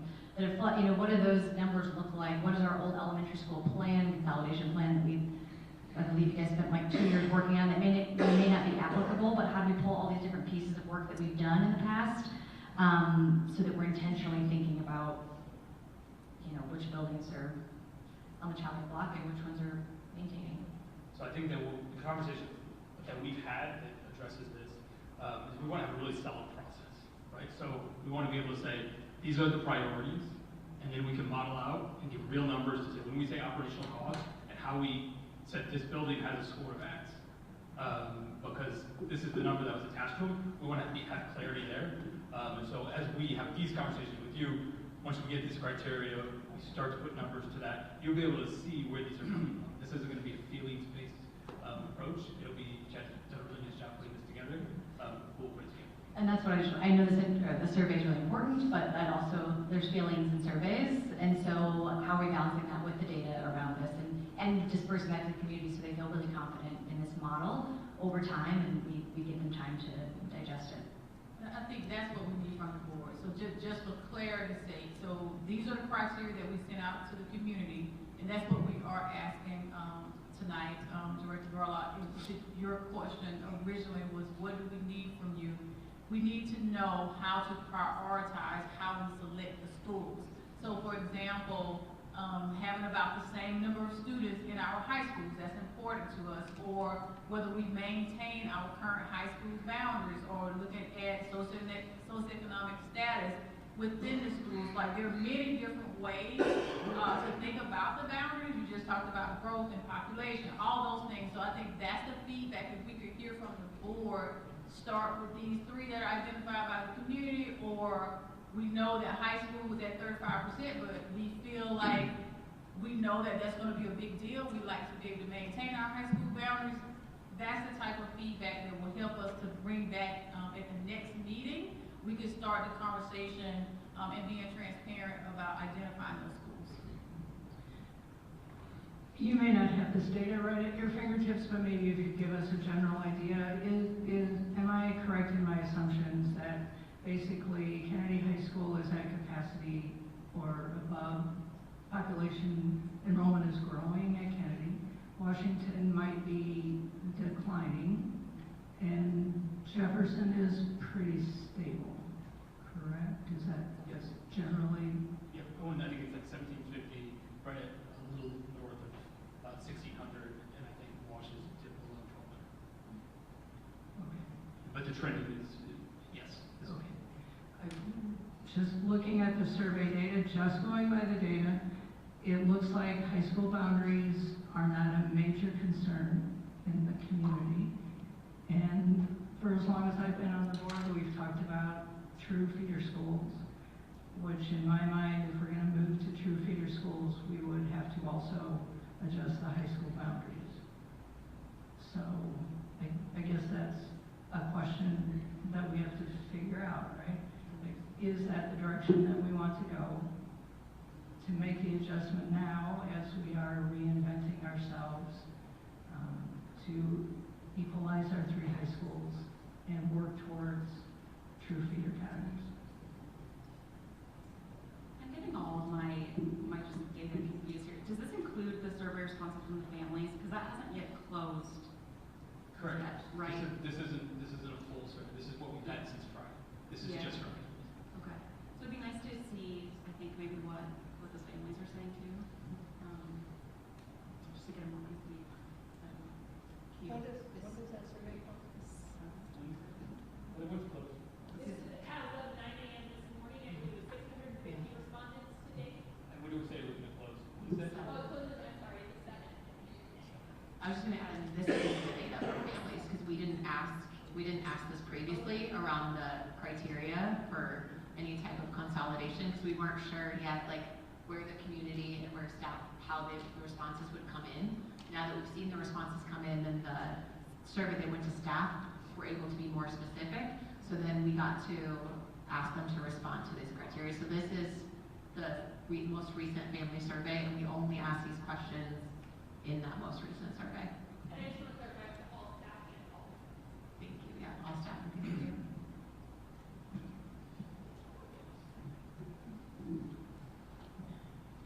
It just sounded like what a lot of the principals mentioned and what I know Riles mentioned, like the True Feeder program, or excuse me, just how we would do a True Feeder system would help with so many other, it seems like a domino effect that would touch a lot of different pieces, behavior, and so forth. So, just to reiterate that. Yeah, I've got the voice of a band director in the back of my head saying, you know, half of his struggle in recruiting is that he's losing, you know, half the kids at one middle school to another. So you can go in, you can't go in and you can't do that. And I think we talk about the difficulty in our district of, and I remember this when I was on the foundation board, you can't go and raise money for the Cedar Rapids Community School District. You can raise it because I'm a Warrior, you can raise it because I'm a Cougar, you can raise it because I'm a Jayhawk. I'm not a Cedar Rapids Community School graduate. Yeah, I am. But, you know, it's different. And so in my mind, that's one of the values of the things that we pine about, that we can't, kids at Linmar can be a lion, and kids at Prairie can be a prairie hawk for their entire time. This provides that piece of it for whatever value is there. I don't know that this is the right answer or helpful. I'm really interested in what creates stability in the district. And it's almost like I'm asking you to help me understand if this is the thing that provides stability. Because I would prefer that, I don't cover this tonight, I don't know if I'll be on the board for more than 4 years, right? But whoever's here in 10 years or 15 years or 20 years, if we can set up this model so we're focusing on the other things that are really important to families and really important to student success, that's what I'm for. And I don't know if you can help us figure that out. I know that's kind of like shifting the question back to you, so I feel bad about that. But to me, that is an important piece. And if that comes from adjusting, I think it probably does come from adjusting our attendance numbers to make them even, so that we can have stability where a teacher's not moving around because their school lost that, too many kids or that sort of thing. I would say I think that's what we've been hearing the entire time we've been on the board. Several of us that have been here for almost 6 years. The true feeder has definitely been a topic of conversation. Consistency across the board, the size of our schools. So when I see that out there, enrollment balance, I'm not surprised by it. I'm happy that it seems like the community is kind of seeing the same thing that we've been hearing. So seeing that consistency, the true feeder, I can't tell you, I feel like this is one of the first things we've been talking about. So I'm excited about truly moving in that direction. And then even seeing it mapped out this way, where you go from 4 elementary schools, and in 5th grade, now we've got those kids together. Now they're able to stay together from 5th grade all the way through graduation. That feels like the stability that we've heard in the past, and so actually executing on a plan is something I'm really excited about. As far as, I think I heard Chad say that we can't do both, so when I'm looking at the slide that says high school boundaries need to be considered equalizing enrollment, clearly equalizing enrollment is up there, but I do think that when we look at what is the future, trying to predict where population will be is an impossible task, but doing the best that we can. And we've looked at data over the last several years that helps you see that. So just trying to get those boundaries identified, because I definitely don't want 2 years from now, 10 years from now, to constantly be moving the boundaries because things have changed. So over time, they clearly will. I'm sure that at some point they tried to make all the high schools the same size, and at some point we got to this. So to actually take that time to figure out what those boundaries are so that we can have that enrollment consistency across all buildings, I think that's what I'm excited about, because I feel like we've been talking about it for a while. So. Chad, can you clarify why that wouldn't be possible to do both? Are we married to the idea of 4 elementaries per feeder, or could we do 5? I think for stability reasons, it makes some sense to have each high school have the similar number or same number of feeders that go into the 5, 6, 7, 8. And just by the sheer fact that Harding is in Wash and Taft is in Jefferson, there's going to have to be boundary changes if you're going to do a true feeder system. There's no other way around that. Now, we can minimize that. We're not going to implode the boundaries as they exist today and do crazy things. We can try to maintain as much of where you start, you go, but on those outside pieces of those boundaries, there's going to need to be some changes. And the other thing to your guys' point too is that the long-term stability as well. We know where growth is now, but we also know from RSP where growth is going to be at in 15 years. So we can take a look at that and start to say, okay, if that's where the growth is going to be, we need to take that into consideration as well. Jefferson is stable, but they're actually anticipated to grow based on some of the densely multifamily developments that are going on over by West Elm Mall. So again, we need to take that into consideration as well. So we can honor the high school boundaries, but there's probably going to need to be some adjustments to that with a true feeder pattern.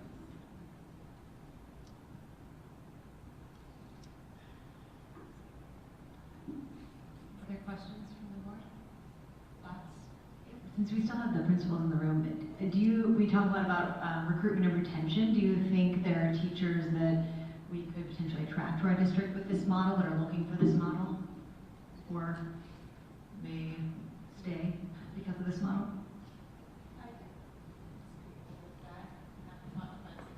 I will tell you, 5th and 6th grade teachers will be excited about this model. Sorry, that's my water. So I think we could. I think we could get some teachers here and stay. Like if they know I'm only teaching one subject in 5th grade or I'm teaching 2 subjects, it's a huge benefit. When I taught in the 5-6 building, that's why I wanted to go there. Like I was done with the elementary. But I didn't want to teach middle school. No offense, guys.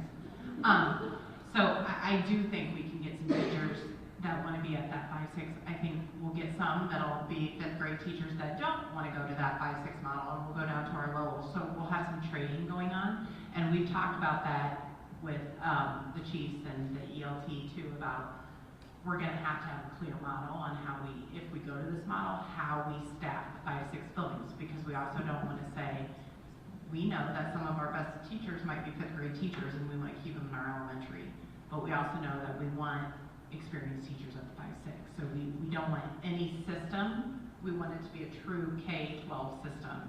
And I think everybody has spoke to that a little bit, but I do think it's a source we can recruit and keep people in our district. I think when we don't know exactly, when people leave, like we do lose staff to surrounding districts that have this model, and what we can't say is they left because of the 5-6 model, but we know that they are leaving our system. Not only is leaving public education, but they're leaving to go to a surrounding district that happens to have this model. I would add that my first thought is on retention, and we will be I believe we will be best able to retain our teachers if we can have early and clear communication on the process. So that has been part of the communication at our executive leadership team. Like, we are all in for doing whatever we can for our kids here in Cedar Rapids, our community. In order to do it well, decisions have to be made early enough where we can work through this, and it is going to just be hard. Like the reality is, people are going to need to move, and that will be uncomfortable, but then like the retention piece would be, do we have time to be able to create those cultures? So in talking with Jen Nuri, who is the principal at Trailside, and her and Joy they had that full year to plan how are they bringing Arthur and Garfield together, and that created a really positive opening of Trailside, which was a different feeling than some other buildings who didn't have that opportunity. So the earlier decisions can be made, the more we can use some of the PL days we would have left in the year to communicate with staff, to plan for some of this. And I could be wrong, like maybe the model would be part of recruiting, but I feel like recruiting is teachers want to go places where the staff feel happy and able to do their jobs well. And so it might be a little tricky in the beginning, but it's all how we are helping manage this. Like we talk with our staff all the time, kids respond how adults respond. I think our teachers, our staff will respond how the leaders respond, and I think that we can do it as long as we get that communication early on. That's great, and just as a quick follow-up, feel free to add on, but I'm curious if we haven't also addressed anything that was up there when we say, here are all the positives, here's what people are gonna love. Is there something we didn't touch on from your vantage point that feels like could be a bump in the road, or just something we haven't considered as a potential point of conflict? I'm gonna go back to what Stephanie said as far as the communication. I think as far as retention goes, like what we talk about, the stability of the system is what's going to really sell this. And the idea of middle school has kind of taken on like just a collection of different things right now. And I want to preface right now, like middle school kids are awesome. It's the best place to be, by the way, but 6th and 8th grade are very, very different, right? And so I think we know we have to make hard decisions. That's why we came to the table, is like, this is going to hurt. But this system provides us with opportunities to get excited about it, and then to intentionally like say, you're gonna be a 5-6 teacher in a bigger system, so you're not gonna be at a smaller school where if you lose 20 kids, we're gonna have to reduce FTE by 1. we're gonna have bigger schools, so we can kind of take some of those fluctuations a little bit easier and say, okay, now you can be a 5-6 teacher. Just even last year with my reductions, I was moving ELA teachers into social studies positions and 7th grade teachers into 6th grade positions and all over. And I think that this model, where we are right now in a declining enrollment piece, it allows us to create some more stable systems that is going to weather this storm a little bit better. And I think that the main piece is we're making these decisions based on the fact that we have to make hard decisions, and this is going to hurt. This is not going to all be roses, but this is providing us with some really good long-term effects that can really help us stabilize the district in the long run. I wonder too, having been at a school that lost a lot of students to a competitive district that we butted right up against, I'm not sure if initially we will regain any of those families that left to other districts that are already established, not new fancy charters, but I'm thinking about those schools that we butt up against. I don't know that we will lose or we will gain anybody back initially, but if we do create the stability, if we are able to create the feeder system, I think about at Maple Grove, we have students that are together from preschool, AK, kindergarten, all the way through 8th grade. My best friend lives across F Avenue, so now we go to 2 different high schools. That's hard. That's really hard on families, I think. And I think if we can make sure we emphasize that, I don't think we'll necessarily regain anybody that we've lost recently, but if we can start selling that feeder pattern, it might take a couple years to recoup it, but that's a big win, I think, for some of the schools that lost a lot in enrollment.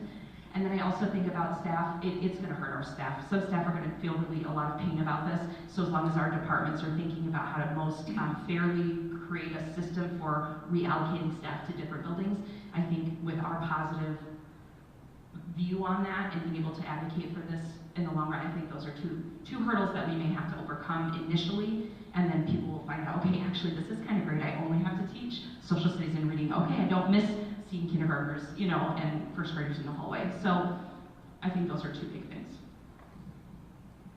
And as much as our students identify with being a Jayhawk, a Cougar, or a Warrior, our teachers identify with being Erskine or wherever they're at. And with larger numbers in our buildings, if you lose 12 students, you can spread that across 4 sections.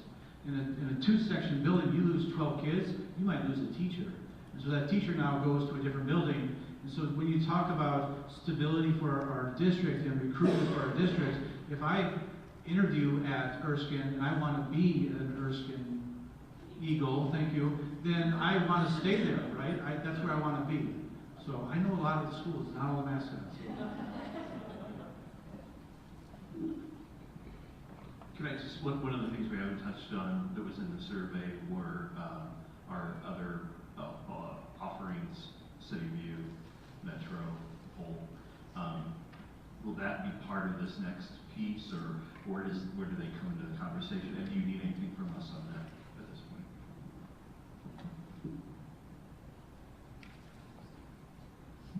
Yeah, they will be part of the next piece.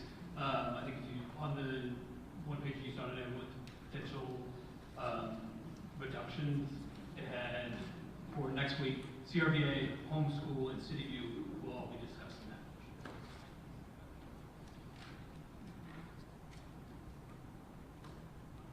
So I think, I just want to crystallize where we were on the last criteria piece, because I think that is a move that feedback we need from you guys to move forward. I heard, hey, let's wait for the rest of the feedback to come through between Wednesday. We can bring that back next Monday. I also heard some good appetite for, hey, this might be a way to move. I guess I would throw out for consideration, if we took the 3 priority criteria and started to model what it would look like, we could bring that back with the feedback to say, are these matching? Do we need to throw anything else in? So we can actually start to talk in some more real terms about that. Does that sound like the right next step? Additional criteria we should add in that initial model? Yes. Any objections? I would be remiss if I didn't say just this part. In terms of, as we work through this, I want to go back regards to the communication. This is when it gets really hard. If we're coming back next week with the names of the schools and how we talk and communicate with those schools and those families, and really understanding, you know, there is like high support for moving to this model, but I just wonder about the conversations that we need to have with families that will be impacted and what we can do to support. We've been trying to right-size our district for years now, right? So this is not a new conversation about the right sizing. You also mentioned about that 2018 plan. What does that actually mean?